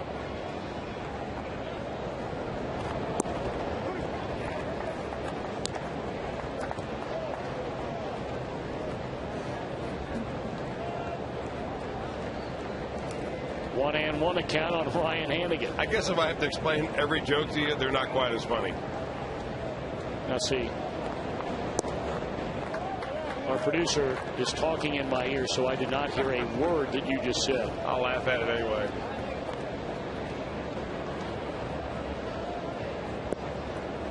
Reds leading 5-3 as they bat in the bottom of the fourth inning. Ryan Hannigan against Joe Saunders. In there, strike.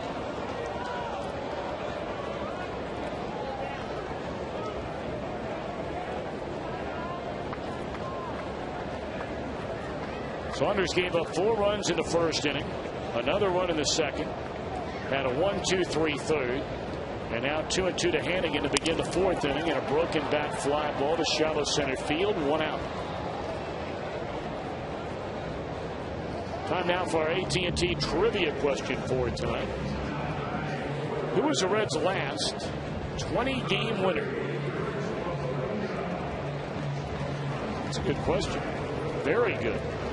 I got to believe it's Tom Browning. Or Danny Jackson. Danny Jackson won 20, did he not? Yep, Danny won 23.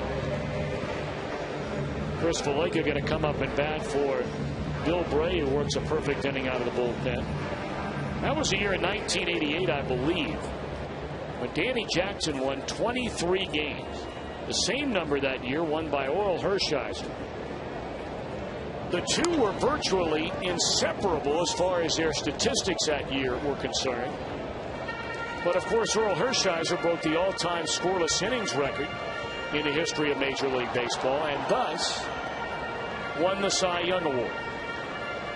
And what a phenomenal year that was for Danny Lynn Jackson. What are you talking about? A power throwing lefty? Oh man, boy was he tough. And I mean, you talk about a guy that would compete.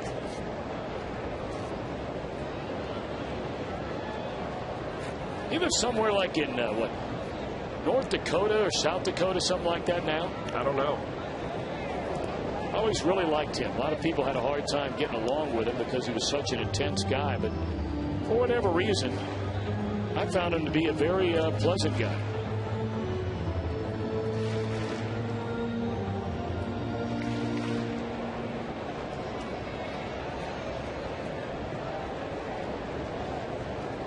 One and two the count on Valaika, and it's fouled away. Still 1 ball and 2 strikes. Valaika was getting regular playing time at second base, of course, when Brandon Phillips was out with a hand injury, and Chris did a nice job.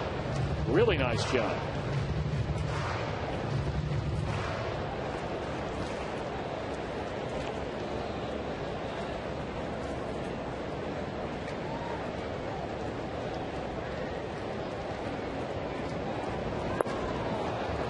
Good changeup down and away there from Saunders, and he strikes out Valaika. And we'll go ahead and answer our AT&T trivia question, since I believe we've already given you the answer. I think so. Yep, Danny Lynn Jackson, 23 of them in 88.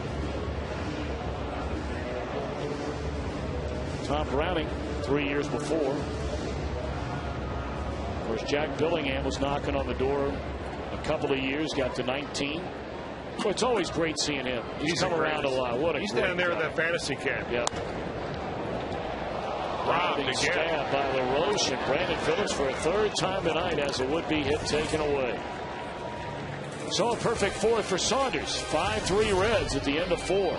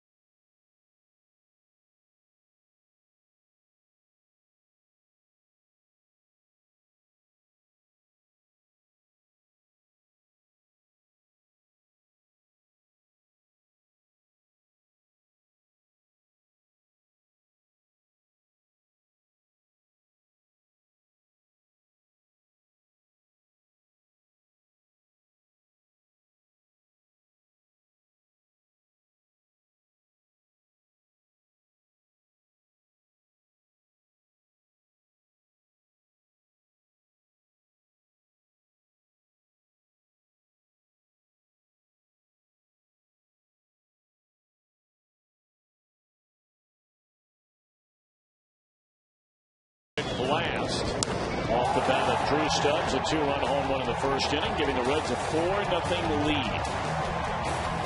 You know, we're doing a little digging around about these. We thought they were nymphs that are flying all over the ballpark tonight. As best we can figure, they are more accurately described as a mayfly. And we talked about a hatch and how they won't be around even by tomorrow, and that is not an exaggeration. The lifespan of an adult mayfly can vary from just 30 minutes to 1 day. The primary function of the adult is reproduction. How about that? You learn something every day sitting in the booth next to you, Tom. Thank you. The mayfly. Any explanation as to why we're seeing him now in the middle of September? We'll do a little digging. We'll lean over on Scott Studley Snyder to see if he has more information about the mayfly. He is quite the fisherman. He's been fishing along the Little Miami the last couple of days, and he might have an answer. Is that what those dynamite blasts I was hearing down there? Those are the ones that are being taken to court that you're hearing about down there. 0-1 to Adam LaRoche. Well, Bill Bray came in to pitch 1 inning and not to get out of an inning, but he did a nice job. 1, 2, 3 as he faced the top of the order. Matt Maloney now. 3rd pitcher of the night for Dusty Baker. 5th time overall for Maloney this year. He was up last year. Chris, you and I have talked about this young man many times before. There is a lot to like about Matt Maloney. Now, there are guys that probably have leapfrogged him. Not probably, there are. There are guys that have leapfrogged him that we've seen with a major league club this year, primarily Mike Leake and Travis Wood. But in the couple of starts when the Reds brought him up last year, especially again this year, there's a lot to like about Matt Maloney, and he is taking care of Adam LaRoche on 4 pitches to begin the inning. Well, I think that the Reds picked up Matt Maloney in exchange for Kyle Loesch. Maloney coming over from the Philadelphia Phillies in that deal. And there is a lot to like about him. He's got a good breaking ball, and he shows that right there. That's a curveball. He calls it kind of a slurve or slider, but it's more of a curve because it's slow. But he's got an excellent changeup that he uses quite well against right-handers. Deceptive with his fastball.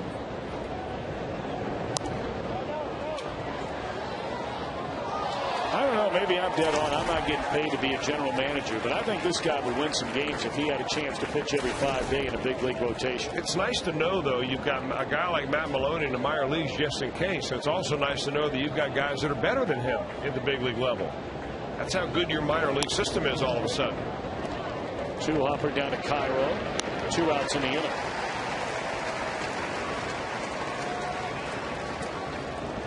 You know, if the Reds are looking to upgrade next year, and it's not too early to think about a little bit about next year anyway.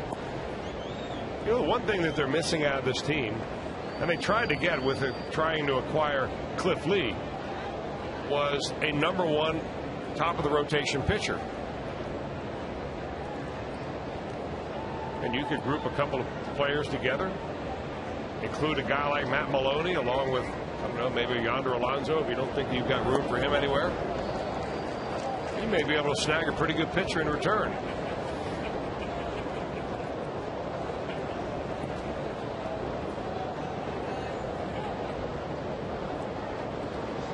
And 1 on Miguel Montero with 2 outs and nobody on. Reds leading 5-3. We're in the top of the 5th inning.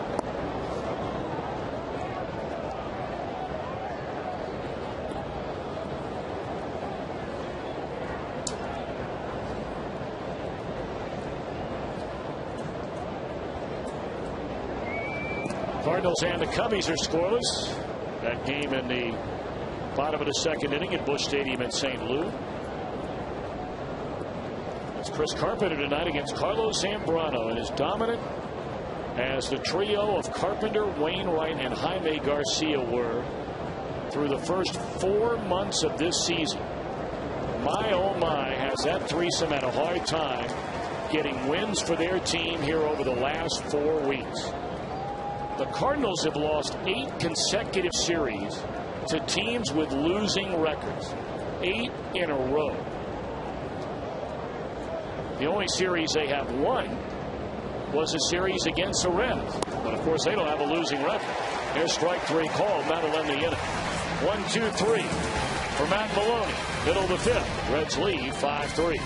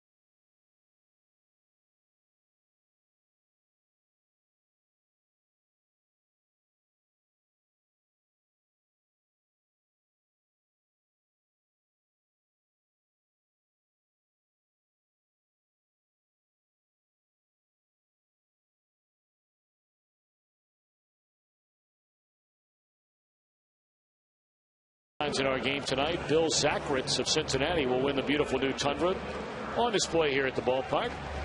And you can still register for your chance to win at an upcoming game by seeing your Cincinnati and Northern Kentucky Toyota dealers.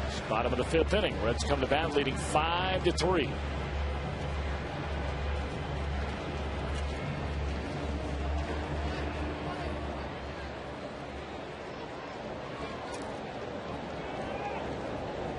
A perfect night for Orlando Cabrera. A pair of doubles, a pair of runs scored. And he looks at ball 1 from Saunders.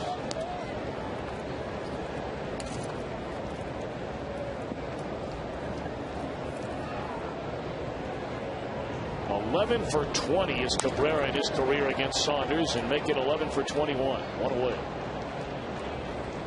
All right, Chris, here you go. What's your favorite baseball movie? Bull Durham. Bull Durham? Bull Durham has got to be it for me. I think it's very realistic, actually. It's funny, it's exaggerated, but it's entertaining. I've seen it so many times that I could watch it again. Very nice. How about you? The Natural. Okay. That was a good one, too. Yeah. There have been a lot of great ones. So many, many great ones. Joey Votto 1 of 2 with a run-scoring single back in the 2nd inning. The 104th RBI this year for Votto. We did a text poll last year, Tom. We had a tournament. Yes, we did. Elimination tournament. Right. Because there were so many good baseball movies, we couldn't fit them all onto one text poll. Now, I got to tell you what happened. You know, when we put that up, The Sandlot ended up winning, right? Correct. So while my wife and I were out of town last weekend, I was working a football game, and she's going to a wedding in the same town. Grandma shows the kids that movie Sandlot. And when I get back home, Grandma says, "Have you ever seen that movie?" I said, "No, but I hear it's great." And everybody I've ever heard from talk about that movie says the same thing, that it is just a fabulous movie. Have you seen it? Have you seen it yet? No. I've seen it about 10 times. And you liked it? Oh, yeah. I can't wait to check it out.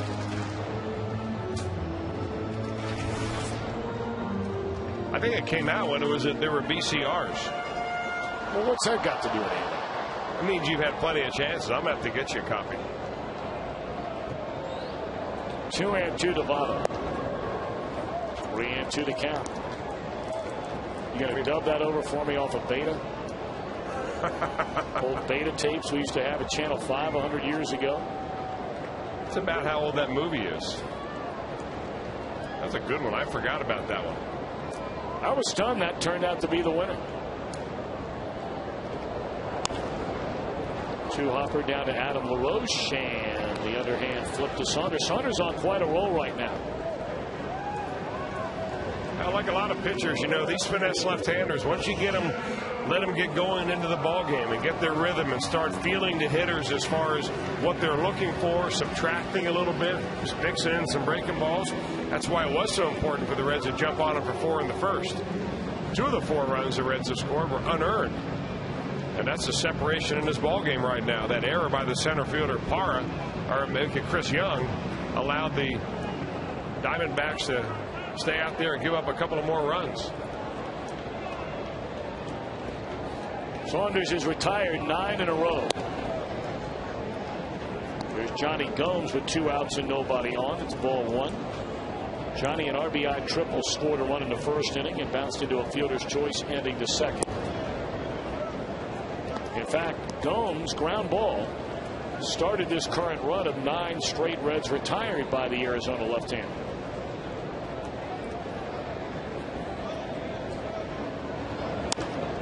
And it looks like 10 in a row. 3 consecutive 1, 2, 3 innings. Very close on that throw. Gomes busting it up the line.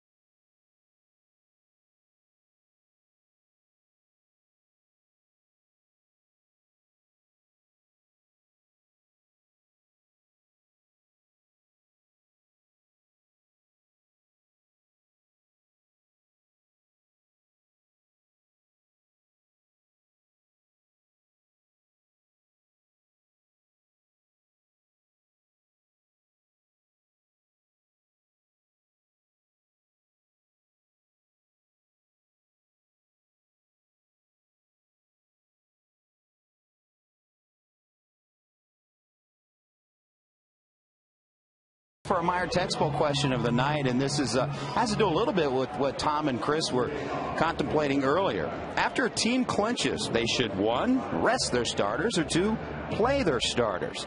Text your answer to 37664. Standard text message rates apply. It's a good problem to have, guys. And Dusty, you guys reiterated earlier that Dusty Baker would like to wrap this division up sooner than later so that he can do that very thing. Number 1, rest their starters, get them ready for the playoffs. Well, you're right about that, Jimbo. He talked after the game yesterday at length about this topic, and that really, you look back through the history, as Rusty Ryle will bat for Brandon Allen to begin the Arizona 6th inning against Matt Maloney. There's a fine line between resting guys and getting them ready for the postseason, as opposed to playing guys to keep them sharp. And really, when you look at this Reds team, Chris, it might be a mix and match of both of those things, i.e. Brandon Phillips. Here's a guy the Reds need to make sure not only is he healthy, clearly he's healthy enough to play, but now you got to get him to a point where he's been almost the entire year from an offensive standpoint to find that stroke and to get going again. Maybe some other guys, Cabrera, Roland, maybe even Votto. A couple days here or there may not be a bad idea. What do you think? I don't think that you're ever going to see a game in which they're all rested and you see a B team out there. I just don't think that will happen. I think that there are certain guys that we're going to want to play every day. You know, players that are playing for contracts, for instance. You want to play so you can put the raw numbers up. But I think there is a little bit of a fine art to that. And I would imagine with Dusty Baker having been to the playoffs as many times as he has a pretty good feel of how he wants to handle it once his team clinches.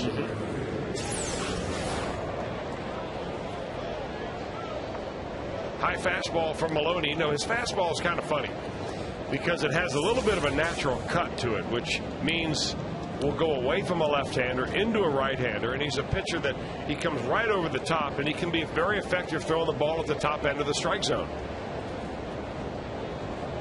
Gerardo Parra dribbles one out in front of the plate. Hannigan, good throw to Votto, quickly 2 away from Maloney.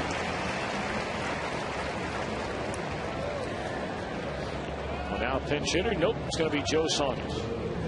We're being told from the Reds clubhouse that Homer Bailey left the game tonight with dizziness.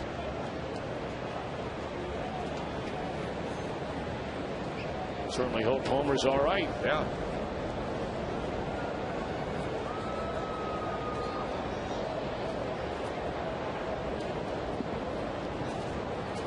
So in a 2-run ball game here in the 6th inning, Saunders, who's retired 10 Reds consecutively, will bat, and he pulls one foul down the right field line.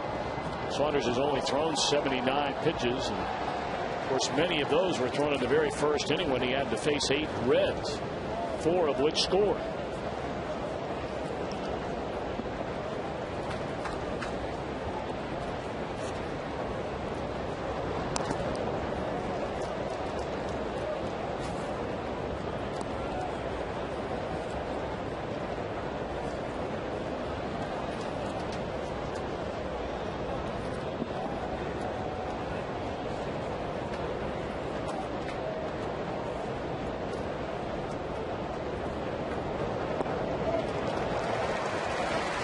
That'll take care of Saunders.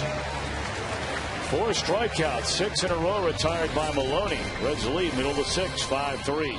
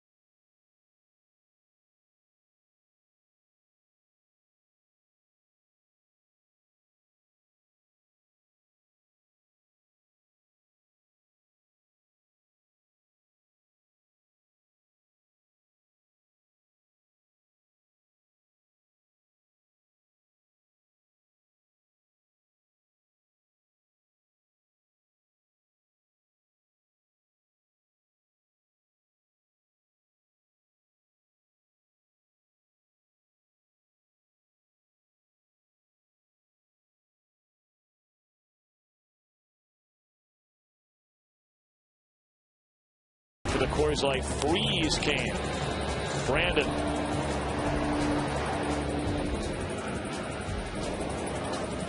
Snatching that baby out of there. You know, he didn't cover that move exactly on Tech Talk.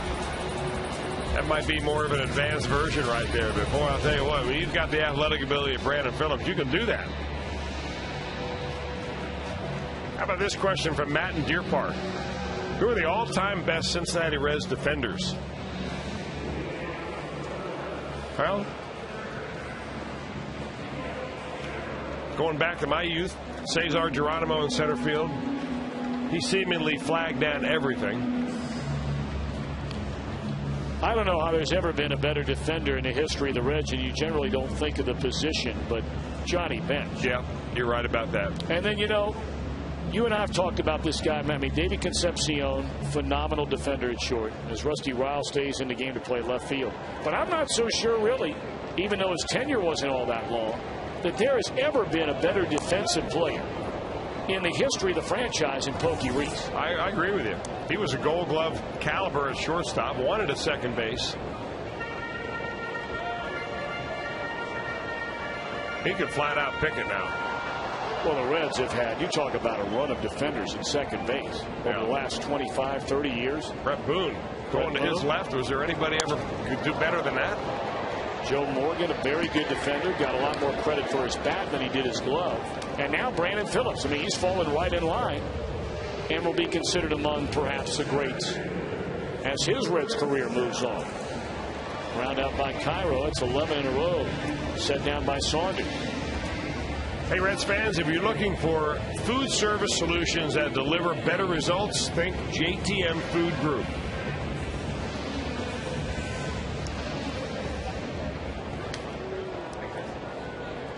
Reds have a Aroldis Chapman getting loose in the bullpen.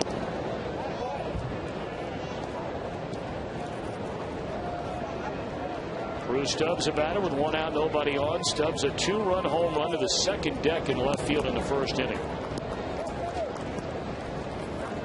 Home run number 18 on the year for Drew, giving him 69 runs batted in.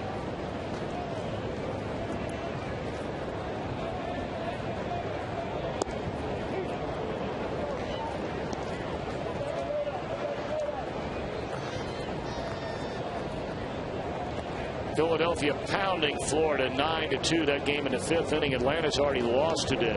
And Stubbs shoots one into left field by a diving Stephen Drew, a base hit. So the Reds have their first base runner since the RBI single by Votto in the second inning. He keeps the pace up that he began right around September 1st. Hitting now over 300 that time. He hit his 3rd home run in that period of time in 15 days earlier in the ball game, and he whips that ball right by the shortstop.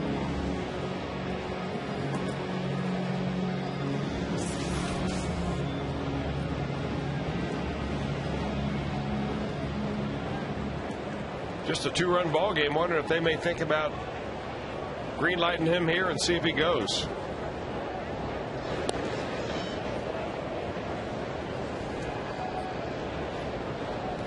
.24 out of 29. The success rate for Bruce Stubbs in stolen base attempts on the year. You know, with a left-hander like Joe Saunders out there, a base runner can actually get a bigger lead than you can against a right-hander. Unless, of course, that left-hander has a quick step-off move where you take your left foot off the rubber, step behind towards second base, and flip it over there. But you can extend it because most of the time the left-hander throws over, it's a deception move and not a quick move like that. He's got plenty of time to go back. He go back standing up. A lot of runners will take what they call a one-way lead, where you get a huge lead at first base and start going back to the bag on the first move of the pitcher, baiting him into throwing over there so you see what his move looks like. And he took off on the move and is thrown out. So Saunders in recent years has gotten much better at trying to slow down the running game. And Stubbs just guessed wrong. Well, one thing that really helps him right here is you've got a left-handed thrower in Adam LaRoche. He's got a good arm down there, and they have a nice throwing lane.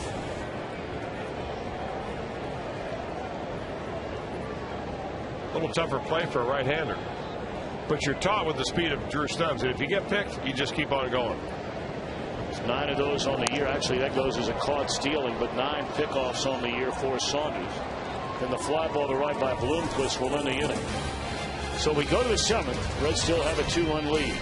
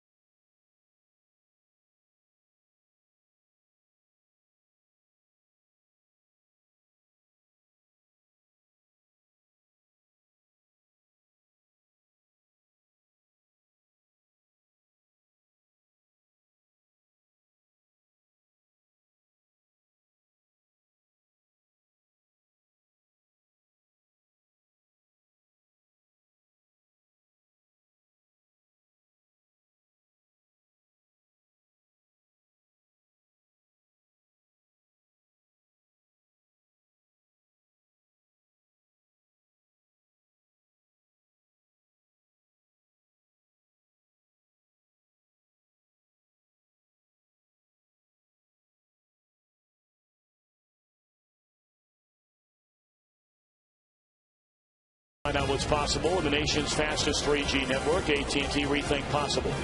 By your Cincinnati, Northern Kentucky Honda dealers. Visit mycincinnatihondadealer.com. And by Hollywood Casino. More action, more excitement. Get to Hollywood Casino, Lawrenceburg, Indiana. Matt Maloney still on the mound. Pitcher spot due up second when the Reds bat in the bottom of the 7th inning, and Maloney's retired 6 batters in a row. Do you have any pregame superstitious rituals? We'll have to run that by Chris. Might be here a while if I try to answer that one.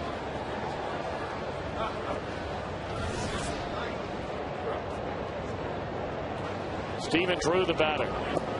And on the outside corner, a strike. Chris, do you have any pregame superstitious rituals? That was the question. You mean as a broadcaster?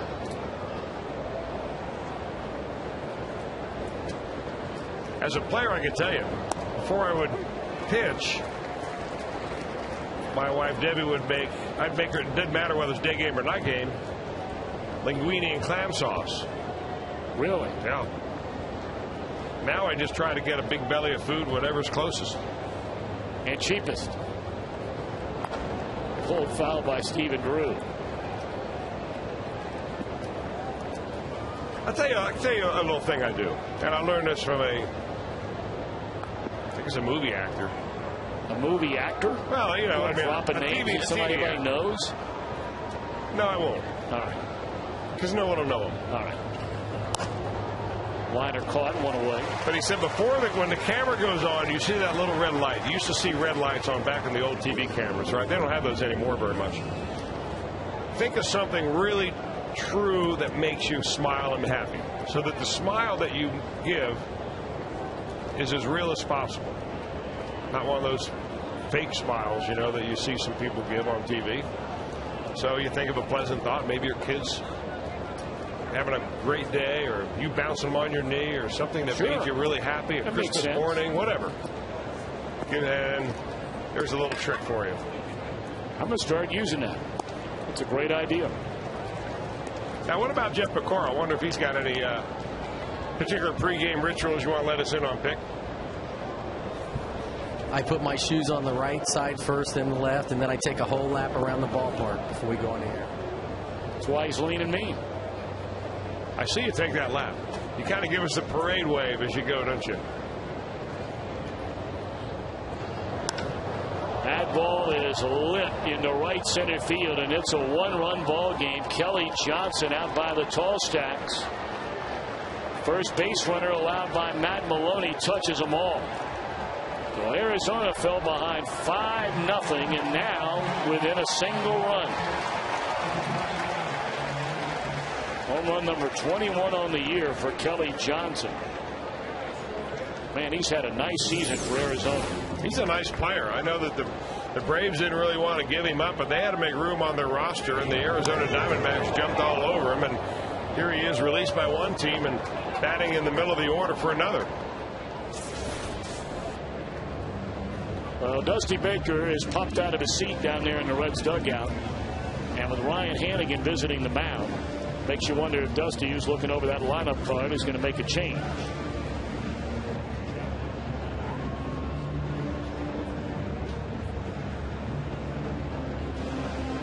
Well, they had a right-hander and a left-hander. We told you Chapman was up. Massett got up alongside of him. You have a right-handed batter in Young coming up. So perhaps we see, and it will be the right-hander Massett to face Young. And then we'll see what Dusty decides to do after that. Part of a double switch, Jay Bruce will come in the game and replace Willie Bloomquist out in right field. Bruce will bat second in the 9th spot in the order when the Reds bat in the bottom of the inning. Our Skyline Chili call to the bullpen. Here comes Nick Massett in a one-run game.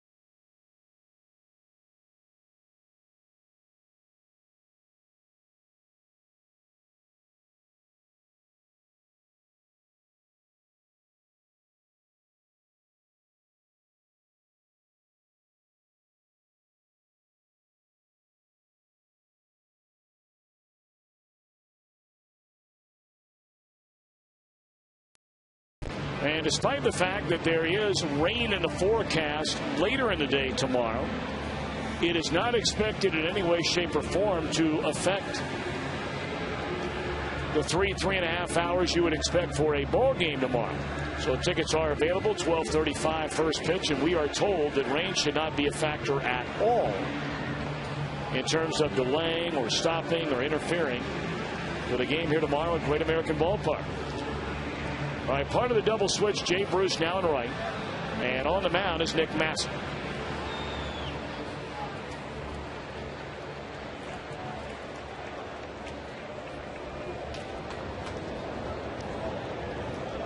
See, Massey has retired 73% of the first batter that he has faced when coming into games. Of course, the last week and a half has been a little bump in the road for the first time in a long time for Nick Massey and Francisco Cordero. Both of them took their lumps in Colorado, and both of them took their lumps over the weekend against the Pirates. But boy, what a roll Massey has been on. His last 31 games, an ERA at 1.6. And the earned run average at 2.2 over the last 59 innings that he has pitched.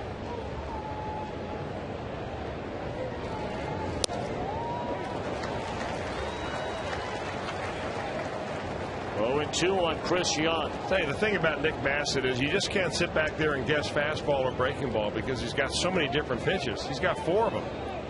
Not too many short relievers come armed with that kind of pitching repertoire.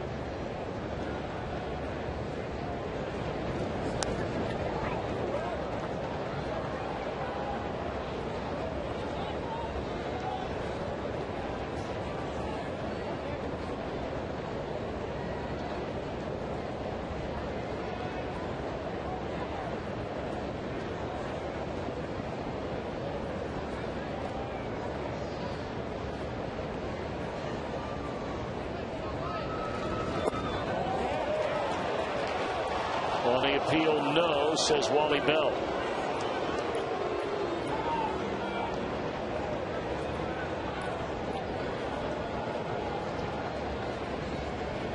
One and 2 to Young. We have the left-handed batting LaRoche due up next. And now the 1-2 coming on Young. Struck him out. Wow.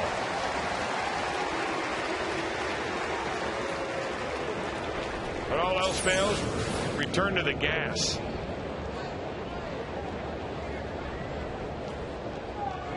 Three fastballs and a breaking ball and out at bat. And boy, that one is all the way right by and in the glove before Chris Young can get around on it.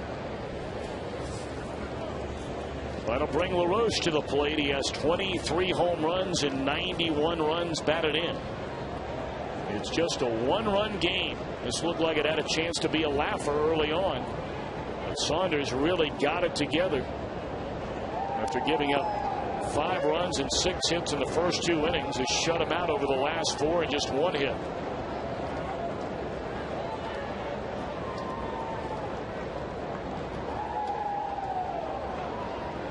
Left-handers batting only .191 against Nick Massey this year, and has allowed just 7 extra base hits to the left-handers.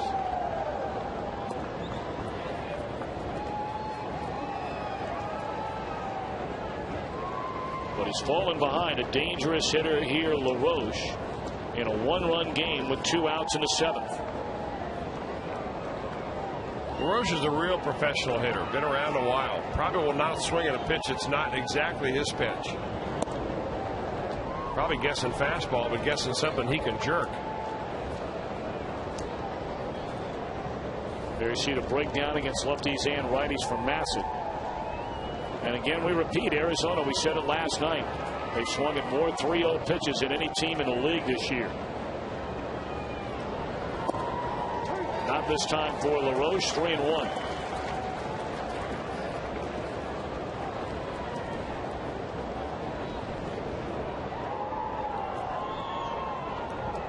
Aroldis Chapman continues to throw in the Diamond or in the Reds bullpen.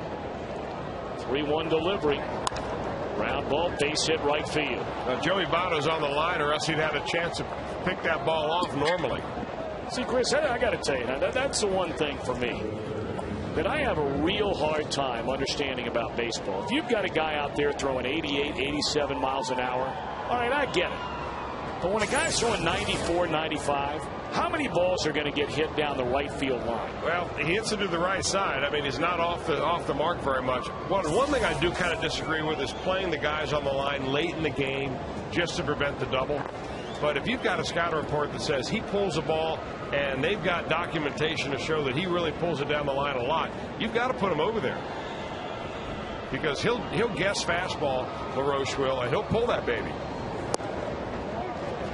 I'm not saying it can't happen. Yeah. But I would take $1 for every time a ball is hit between first and second to your $1 for every ball against Nick Massa that's hit down the right field line by a left-handed batter. Well, I would now. I won't go for a left-handed batter, but I might go for LaRoche. I've seen him foul a lot of balls down the line because he's spinning on it so early. Right. But for normal left-handers, I agree with you. I don't like the line because so many balls are hit more in that hole. Well, he's gotten ahead of Mark Reynolds at 0-2, and now you got to put him away. Reynolds with one crack of the bat could give Arizona a 6-5 lead. He has 32 home runs on the year. Breaking ball, and Reynolds does not chase it. 1 ball and 2 strikes.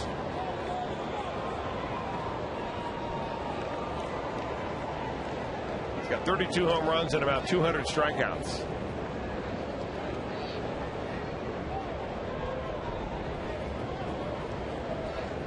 Kind of like the odds of this one. 1-2 the count on Reynolds.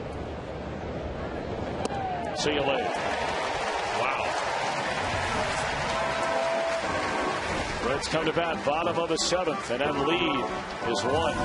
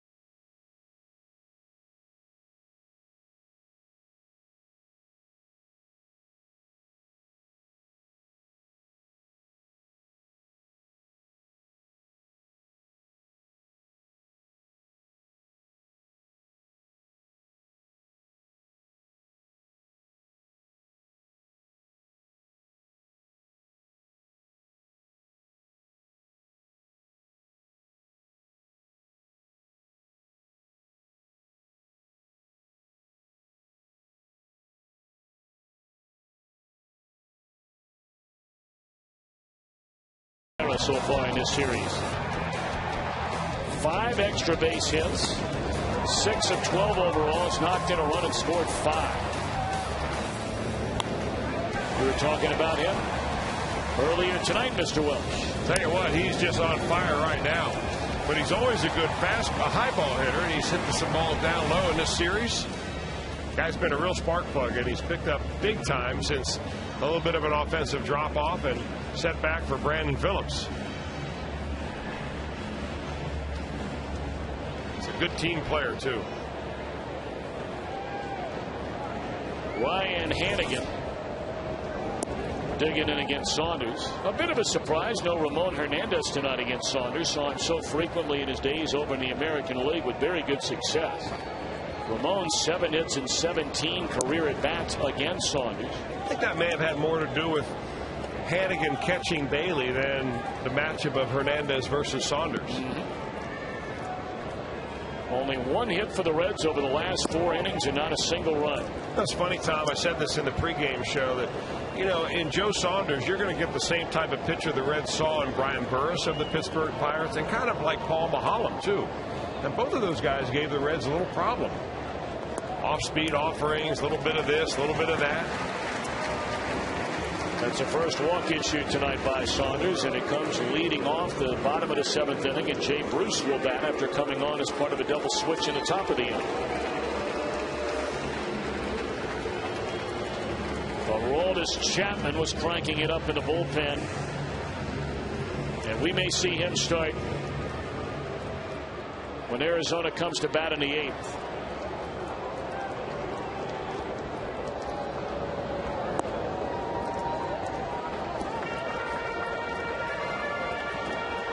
Arizona has left-hander Mike Hampton getting loose in their bullpen, along with Esmerling Vasquez. Almost fell over the other day when I saw Mike Hampton come walking through the How about that? Arizona clubhouse. And apparently, after they brought him on board in August, he pitched out at Reno, their AAA team, and has thrown the ball in fewer than a handful of appearances pretty well out of the Diamondbacks bullpen when given the chance. That may be a home for him. Could be.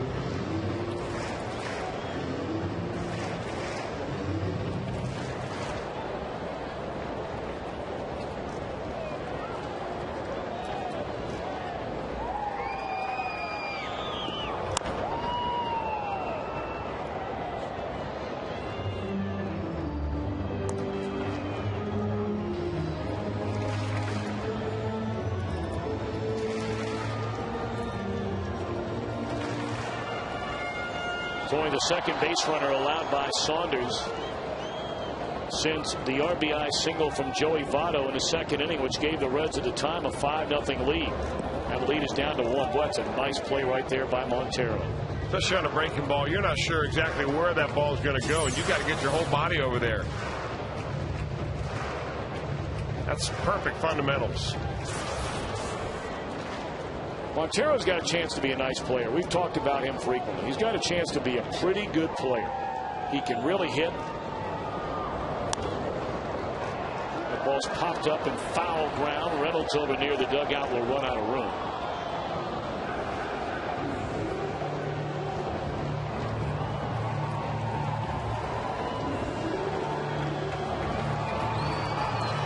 I remember when Montero first signed and had just a phenomenal year in the minor leagues. A couple of different levels. In fact, they were talking about him and what a great leader he was as such a young man. He was a teenager back then. Well, they liked him so much they traded Chris Snyder off to the Pittsburgh Pirates this year. Yeah, Montero's going to be there every day, guy, for a long time.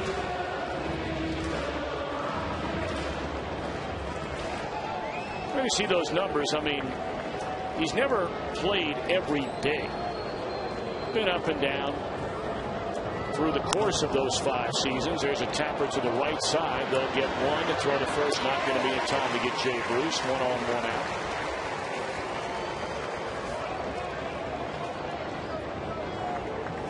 out. So back to the top of the order in Brandon Phillips. Cardinals and the Cubs are tied at 1. That game in the bottom of the 5th inning in St. Louis. Boy, how about the turnaround of Carlos Zambrano? Of course, after all the issues and the blow-up that took place over at U.S. Cellular Field in Chicago during interleague play, the Cubs against the White Sox, when Zambrano got into it with his teammate Derek Lee in the dugout, was suspended by the team. They brought him back, and since going back into the rotation, he's pitched like the Carlos Zambrano of old again. All right, tell me right now, you think next year we're going to see this new Carlos Zambrano, or we're going to see the old Z reemerge? I mean, how would you bet on the new guy to be there if you were a betting man? I'm not going to. I don't bet. Yeah, I don't either. But I mean, you know, look, Is anybody and everybody capable of changing for the better? Of course they sure. We know that. We see it all the time. But Zambrano's been around a long time. And they're talking about the same things. We're talking about the same things now that we were talking about 6-7 years ago. Yeah.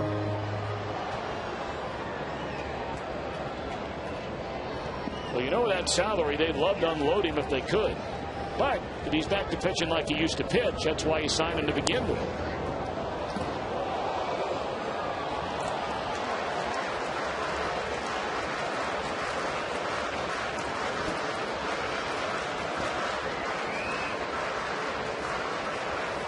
Well, Brandon's hit the right field every time up.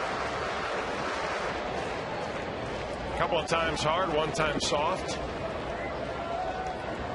A big hole in the right side of the infield now. Do a little first to third with Bruce. Good fastball there by Saunders. His 100th pitch of the night, just off the inside corner.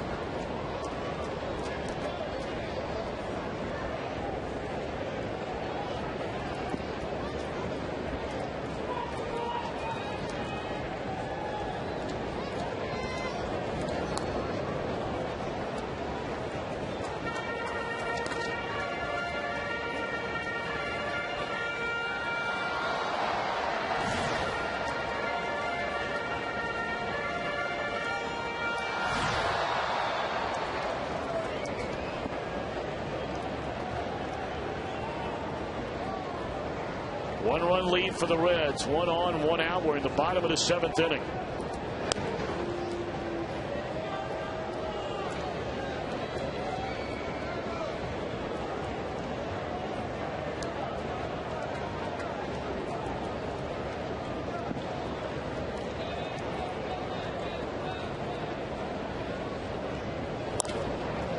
Double play ball here. And that will end the inning. Boy, a cheat at first base by LaRoche, but he got away with it. Will we see Chapman in the 8th? Reds still lead by a run.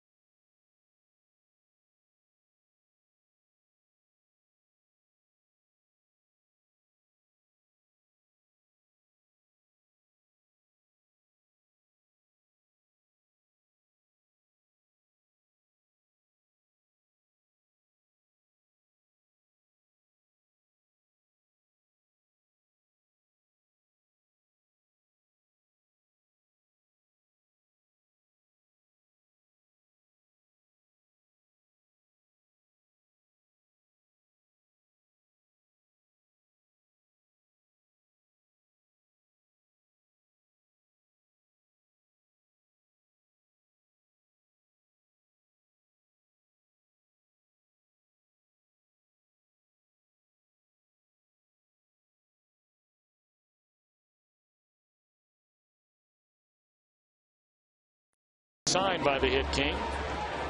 Well, 513-765-7923. Quickly, a question: how often can you change the roster in the postseason? And I believe the answer: you're not allowed to at all in case somebody is hurt. And even then, can't you adjust it from one series to the next? One series, yes. I beg your pardon. If that's the way the question was asked, yes, you can't alter your roster for the LCS different from the division series. All right, enough of that. Let's talk about Aroldis Chapman. Well, he's the difference maker in the postseason, I can tell you that. A lot of people came to this ball game hoping that they would see the Reds fireballing left-hander, and here he is. 8 games already for Aroldis Chapman. Picked up his first major league win. 9 strikeouts in 6 2/3 innings, and his control has been good. He's only walked a couple. So who are the lucky Diamondbacks that face in this inning? Chapman began the year as a starter in AAA Louisville. 5-5 record, ERA just over 4. Really 1 of 2 bad starts inflated that ERA. Then went to the bullpen. A 2.4 earned run average. Struck out 49 batters in 30 innings out of the bullpen. Converted 8 of 9 save chances. And Chapman will face Miguel Montero, a left-handed batter, to begin the 8th inning. Rusty Ryle is on deck. And then Gerardo Paradua. Fastball, a called strike.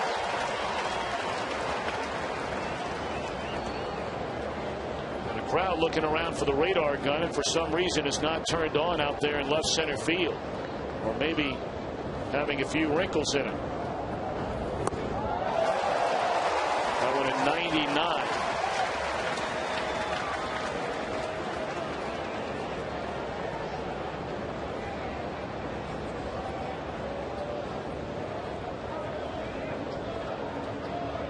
Gotta believe slider here. Oh, fastball. He wants to get loose before he throws his slider. Now that he's hit triple digits, go ahead and drop it on him. 1-2 to count on Montero. Found back out of play, another fastball. And again, the radar gun here inside the ballpark, and you can tell the reaction of the crowd. They want to know how hard this guy's throwing. I know there are a lot of people out there that think that is not a good thing for a lot of pitchers, that they're the ones looking up there on the scoreboard and, you know, what's the miles per hour read on the pitch. But for the fans, they want to know.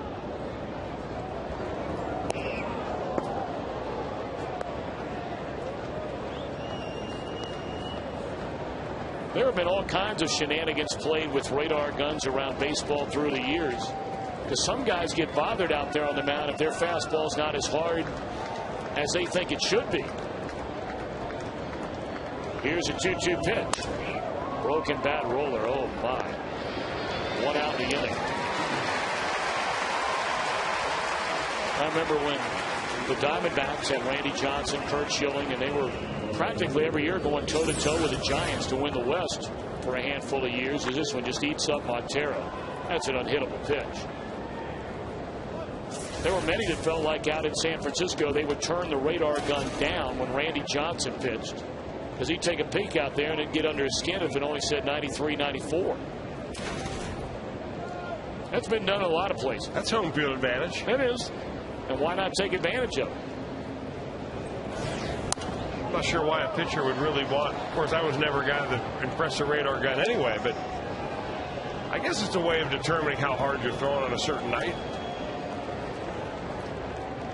But usually the hitters will tell you whether you're throwing hard enough or not. That's about right. Still a 1-run game. Slider down and into Ryle.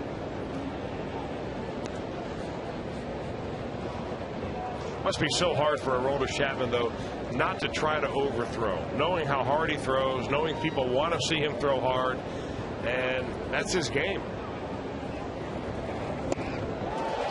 But it's like anything else, you're much more efficient when you relax when you throw. The harder you try to throw, it's like the harder you try to swing a bat or even a golf club. Usually the less you get out of it. 1-2 to count on Ryle. And now Chapman rocks, kicks, and fires. And that is no on the appeal to Wally Bell.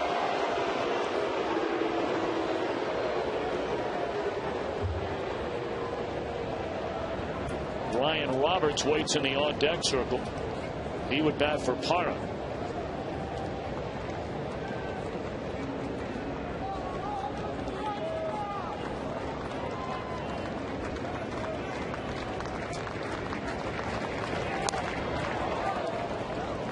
Well, had a pretty good swing at that fastball right down the middle.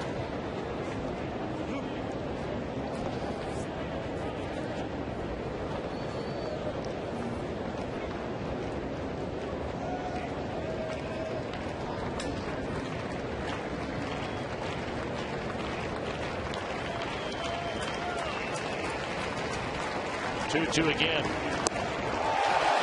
100-mile-an-hour fastball swung on and missed, 2 away. Well, 100 miles an hour on the black. Here it comes. There it goes. Diamondbacks have now struck out 12 or more times in 8 of their last 9 games.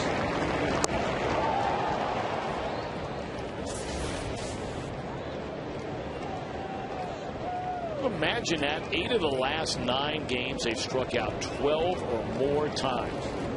They are now 36 strikeouts away from tying the all-time single season record for strikeouts, currently held by the 2001 Milwaukee Brewers. Big swing and a miss by Ryan Roberts. Reds leading 5-4. We're in the top of the 8th inning with 2 outs and nobody on.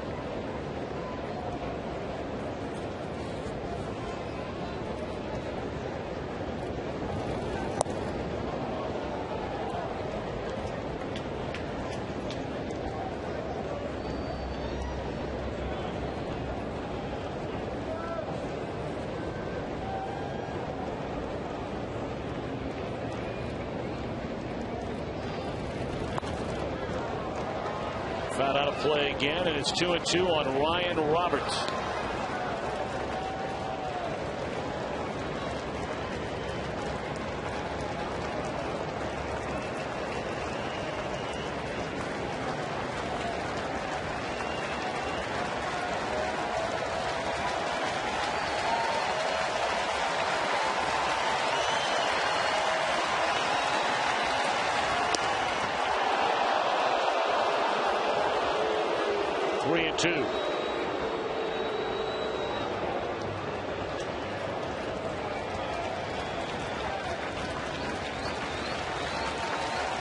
It's the guy you want right here and right now. Justin Upton waits in the on-deck circle. And he got it. A 1-2-3-8 for Chapman. Good night.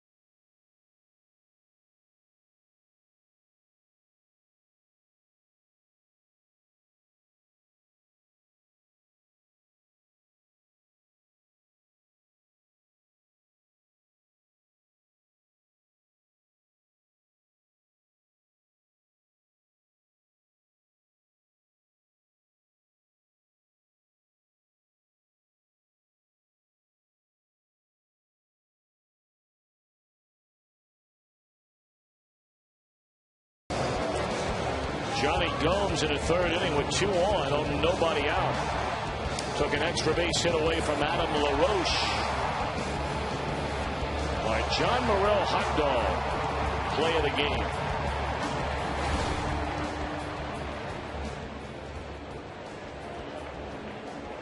By the way, we understand all the radar gun velocity you saw as Robert stays in the game to play right field.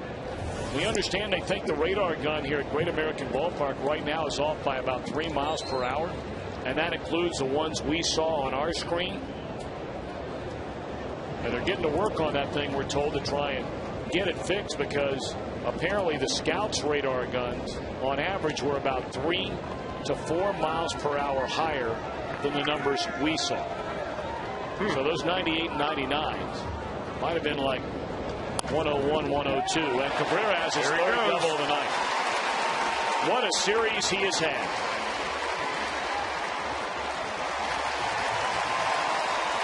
Three doubles and 4 at bats. He's already scored a couple of runs. Well, third double of the night for Cabrera, this time right down the third base line. And he at second base on a first-name basis out there. I'll tell you one thing we've noticed all night long. I mean, Orlando Cabrera always hustles, but every one of these Reds hitters, even on easy ground balls, busting it down the line. You don't see every team doing that. And Votto, at the minimum, will advance him on a ground ball to the right side. So good work by Joey Votto. Clearly he wants to knock in a run, and he's paid to knock in runs. But that's a big run to get a 2-run lead heading into the 9th inning. Well, the guy who really appreciates it is Johnny Gomes. Now, a lot easier to get that run in from third than second. A productive out. So now the infield in indeed. Saunders out there here in the bottom of the 8th inning. Gave up 5 runs in the first 2 innings. Giving up no runs clearly, and only 2 base hits ever since. We'll see if Gomes can bring in the Reds' 6th run of the night. Ball 1. Francisco Cordero is throwing in the Reds' bullpen.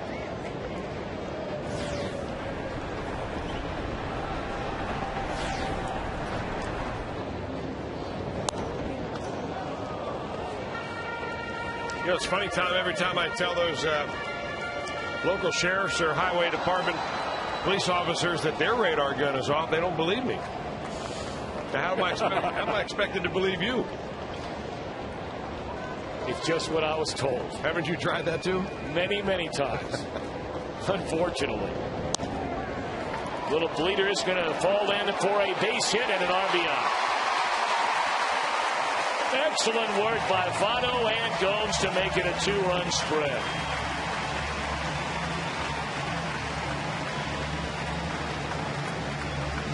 Well, they don't ask you how you did them, they ask you how many you got. And right there for Johnny Gomes, another run batted in, and makes it a 2-run edge for the Reds. And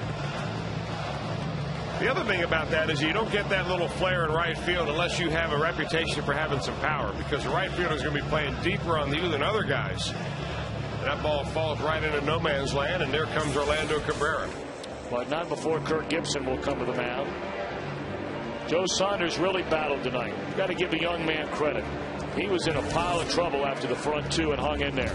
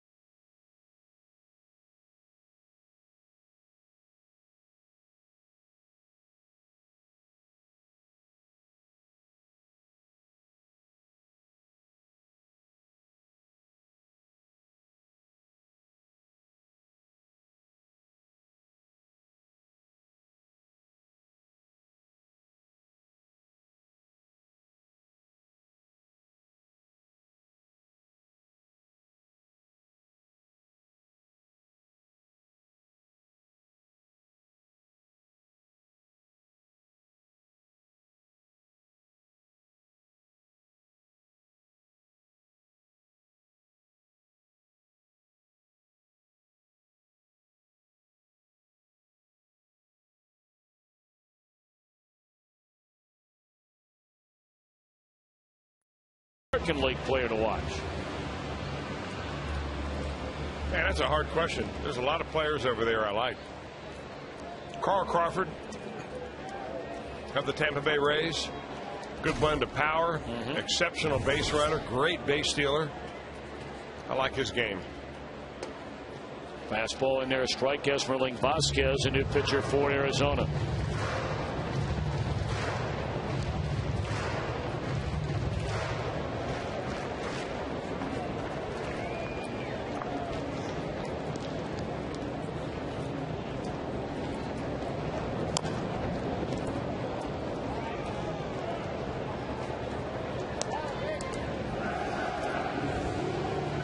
Johnny Gomes getting that base hit to drive in a run. You talk about a guy that has been money at the plate with a runner at third and less than 2 men out. He is 14 for 28 in those situations. You tack on 9 more sac flies. And Gomes by far in that category the leader with 31 runs batted in. And that's a guy last year, and Chris, we talked about it all the time. And Dusty Baker just kept pounding and pounding and pounding into Gomes' mind once they brought him back very late in the winter and said to him, look, you're going to get a chance to play. And last year, too many times, you had a runner at third with less than 2 men out. You strike out. You bounce into a number of double plays with maybe runners on the corner as 1 man out. And I mean, just kept pounding away on Gomes all spring. You've got to be better in that situation. Well, he's been the best by far on the team. That's where a strikeout kills you.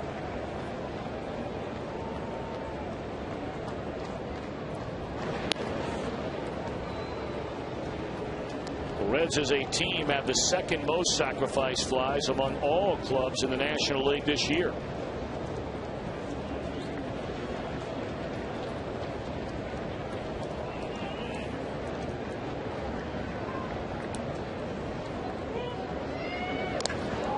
Into left center field off the bat of Cairo. Back to the wall and in and out of the glove of Ryle. Gomes had to make sure that ball wasn't caught. It was nearly caught by Ryle. It'll be a double for Cairo. That really should have been caught. It was right in and out of his glove. Rusty Ryle, as you remember, was a left fielder back when the Reds were in Arizona that had a fly ball right in his glove in left field, and the ball popped out. And then the Reds went on to score 5 runs in the inning. This ball's in his glove again.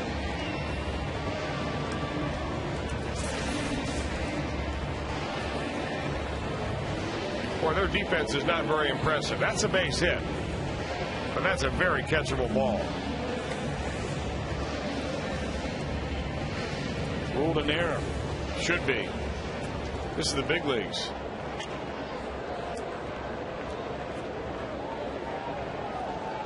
Guy's got a goat head in his glove.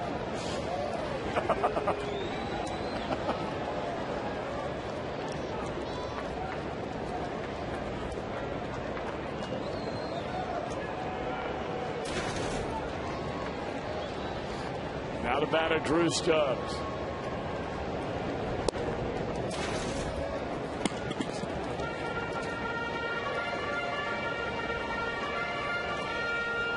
Well, the first pitch out right there. The Diamondbacks know that the Reds have had a bunch of squeeze plays this year. They sure have.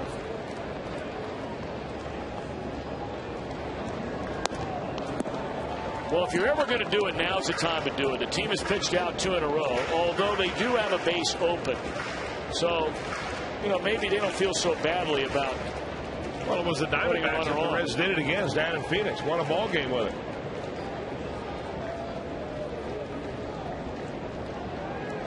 Yeah, they pitch out for a 3rd time in a row. Now they're going to walk right here.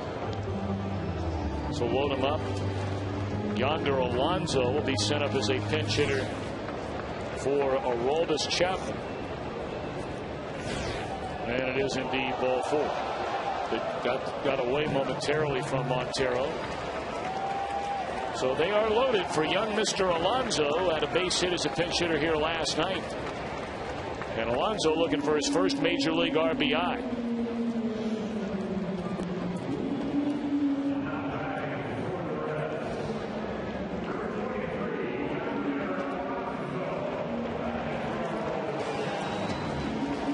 Mel Stottlemyre Jr., son of a long-time Major League pitcher and an outstanding pitcher he was, Mel Stottlemyre. And, of course, he was a long-time pitching coach for Joe Torre and the Yankees, and a great run they had there through the 90s and the first decade of this century. And, of course, his brother Todd Stottlemyre, an outstanding pitcher in his own right for many, many years. Well, Kirk Gibson's got a bunch of pitchers down in the bullpen at his disposal if he wanted to use them. 3 left-handers, Hampton, Oberto, and Kroenke. And a whole covey of righties down there, but he's going to stick with Vasquez. Alonso 3 of 9 since he was brought up from the minor leagues. And his ball is off the end of the bat in his shallow left field, and it is caught. And everybody stays put, so Yonder went up there and swung at a first pitch, and a pitch away from him he wasn't going to do much with. Sounded like he may have broken his back. Yeah, I think he got that one right out on the end of it. Hey, he's looking fastball. You know, Alonso's an aggressive hitter. He has been in the minor leagues. He was when he was with Miami. Figuring he's going to get a first pitch fastball with the bases loaded, and took a shot at it.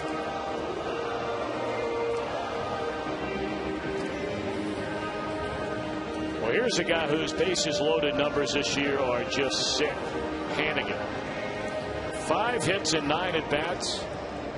14 runs batted in 9 at bats with the bases loaded. One of them you may remember. I can't remember. They must have given him an inside the park grand slam, right? That game against Atlanta. Remember the ball was rattling around out there and he's running all over the place? I don't think they gave him it inside the park. He's hit one into the second deck was a grand slam, wasn't it? Okay, then that was not an in. But he scored on the play. He did. He make you throw your strike, though, I'll tell you that. That's for sure.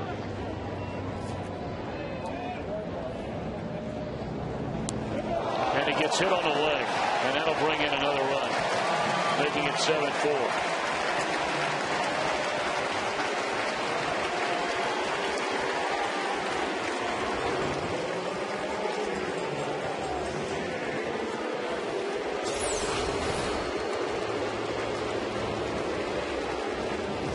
Man, you gotta hope Hannigan's all right.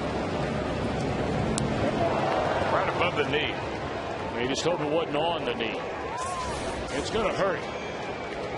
Hannigan, apparently no big deal. Now Jay Bruce. The Reds this year have the most plate appearances of any team in a league with the bases loaded. They have the most RBIs this year with the bases loaded. And they have 5 grand slams as a team. Bruce fouls it away, 0-2 the count. Yeah, I'm not sure what's going to happen in this at bat, but I'm just stunned that Kirk Gibson doesn't have a left-hander warmed up to bring him into a ball game. I mean, he's got a ball game that before this inning and the Reds scored 2 runs, he had a chance to stay right in it. And he has just not managed his way right out of it. Well, the Reds have a 7-4 lead in the bottom of the 8th inning. They jumped in front 5-0 after 2. Arizona made it a 1-run game until this bottom of the 8th. The Reds have scored twice. With Chris Welsh, Jim Day, Jeff Pecoro, our entire Fox Sports Ohio crew. Jay Bruce strikes out and the inning is over. But 2 big runs. So Francisco Cordero will have a chance to nail it down. Reds lead 7-4.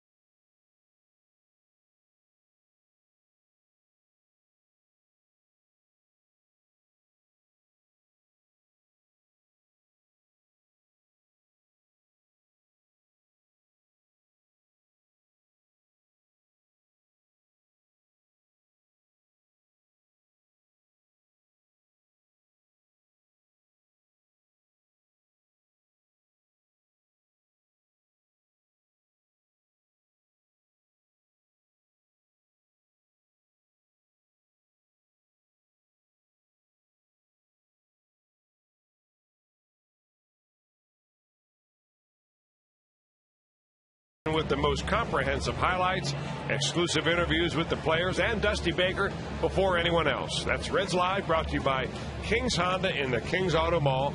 Visit KingsHondaUSA.com.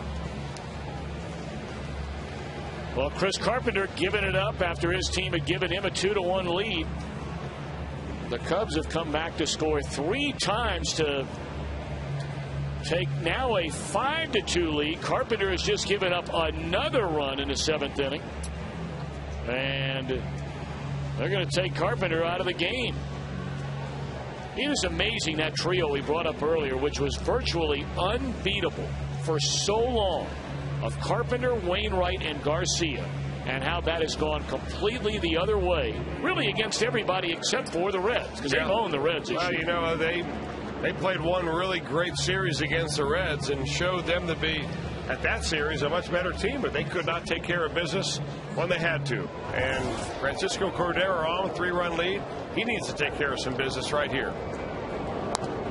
Swinging a foul ball out of play by Tony Abreu, the pinch hitter.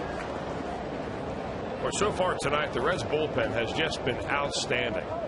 Bill Bray, Matt Maloney, Nick Massett, Chapman, and now Cordero's turn. Pulled into right center field. That'll fall in a base hit.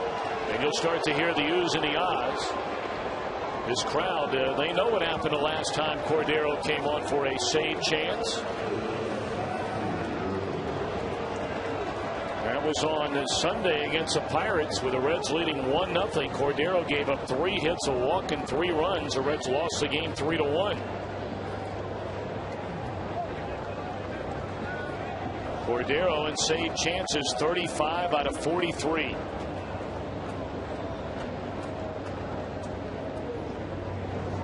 Now to the top of the order, and Stephen Drew at strike 1. 5 innings.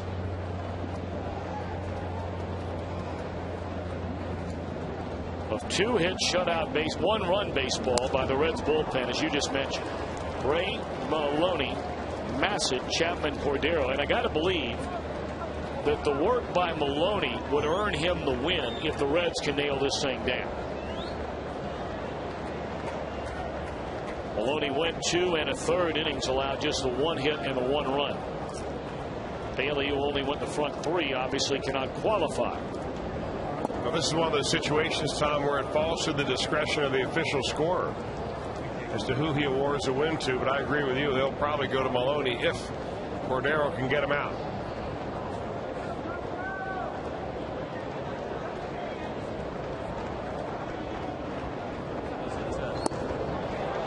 Boy, I didn't miss by much. Cordero staring into right field in disbelief.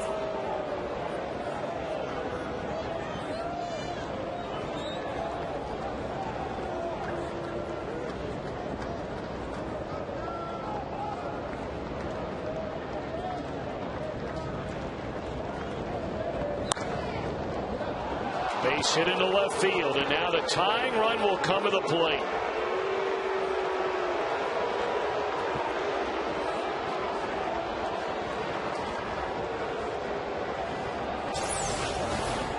Well, taking it the other way after being given an extra breath of life, Stephen Drew picks up a base hit. Good bit of hitting.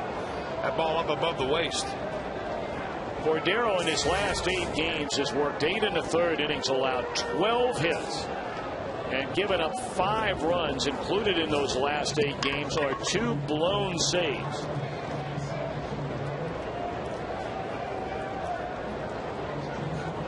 The amazing thing is the Reds are 7-1 in those games. But now all of a sudden you've got the heart of this Arizona order coming up, and yes, they strike out a lot, but they've got some major league power in the middle of this lineup. Johnson has 21 home runs, Young on deck with 25, and then LaRoche with 23.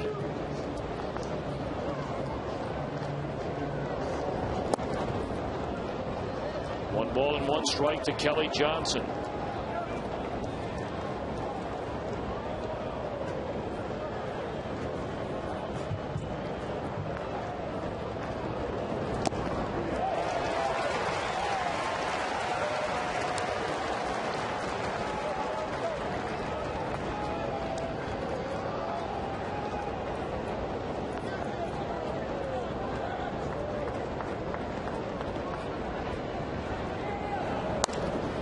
ground to third.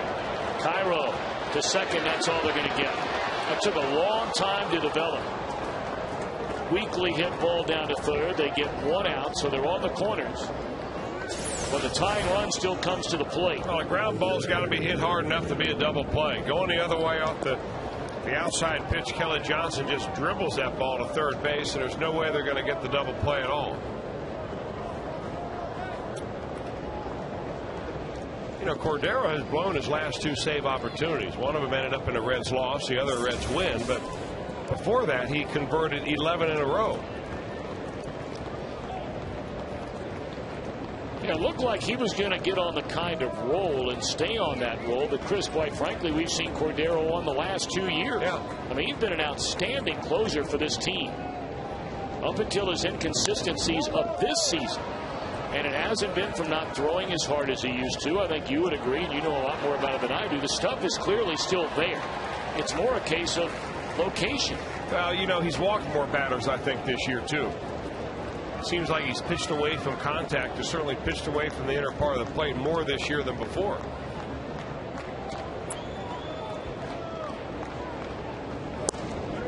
Good fastball there at the knee. Boy, nothing wrong with that.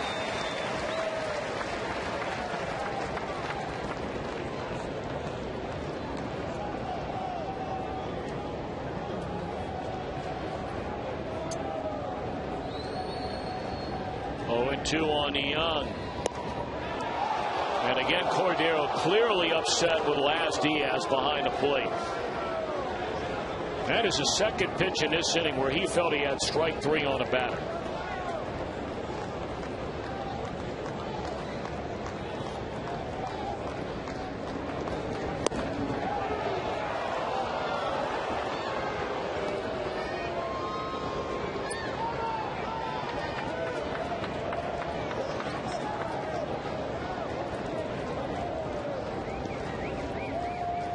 Two on Young.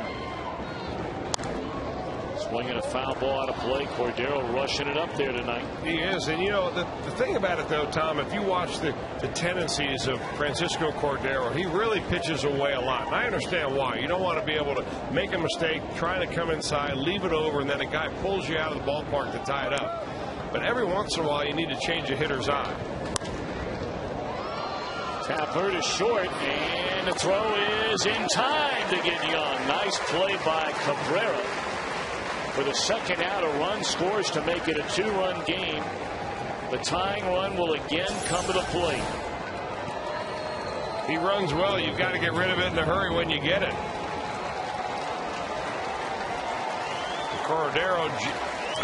Cabrera just enough to get it there. That is very close at first base. Well, now a lengthy visit on the mound by Hannigan, joined in by Cabrera. Cabrera clearly giving Cordero a pep talk out there on the mound. That's what Orlando Cabrera is all about.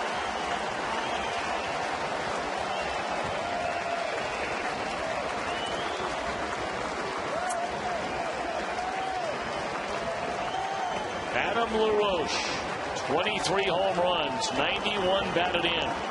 The tying run here in the top of the 9th inning with 2 outs. Low and in, ball 1.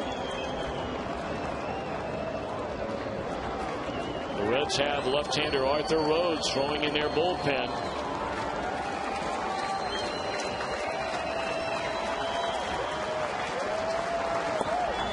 As Cordero's fallen behind LaRoche 2-0.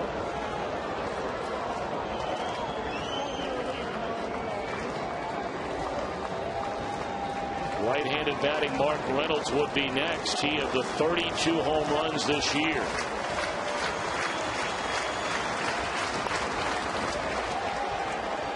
Tardy on a fastball as LaRoche. 2 balls and a strike.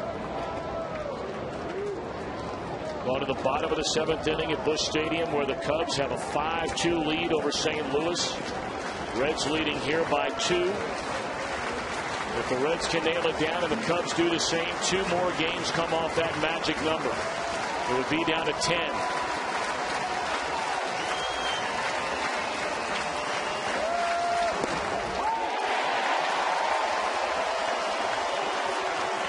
Boy, a nice tailing fastball there. That ball started in off the plate. Had enough hair on it to come right in and catch the inside corner.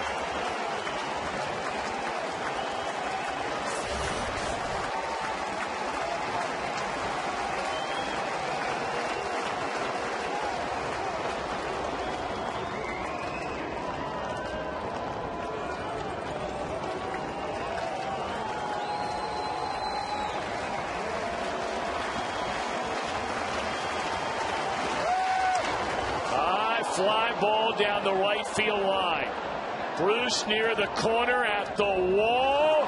And got it! Jay Bruce made the play to take away a home run. We've talked about Jay Bruce all year long. If anybody deserves a Gold Glove in the outfield this year, it is that man right there, and he shows you why yet again. The Reds were slow coming out of the dugout. You can't see that right field line from the dugout, and they didn't know what happened. The crowd went silent. Jay Bruce goes up, and that baby was out of here if Bruce hadn't gone up above the wall to save the game. The late inning defensive replacement, Jay Bruce. His defense is just unbelievable. This ball club overall, playing defense, playing hard. They're a group that loves to play together. And man, oh man, was that a team win tonight. A nail biter to the end, but the Reds come up on top.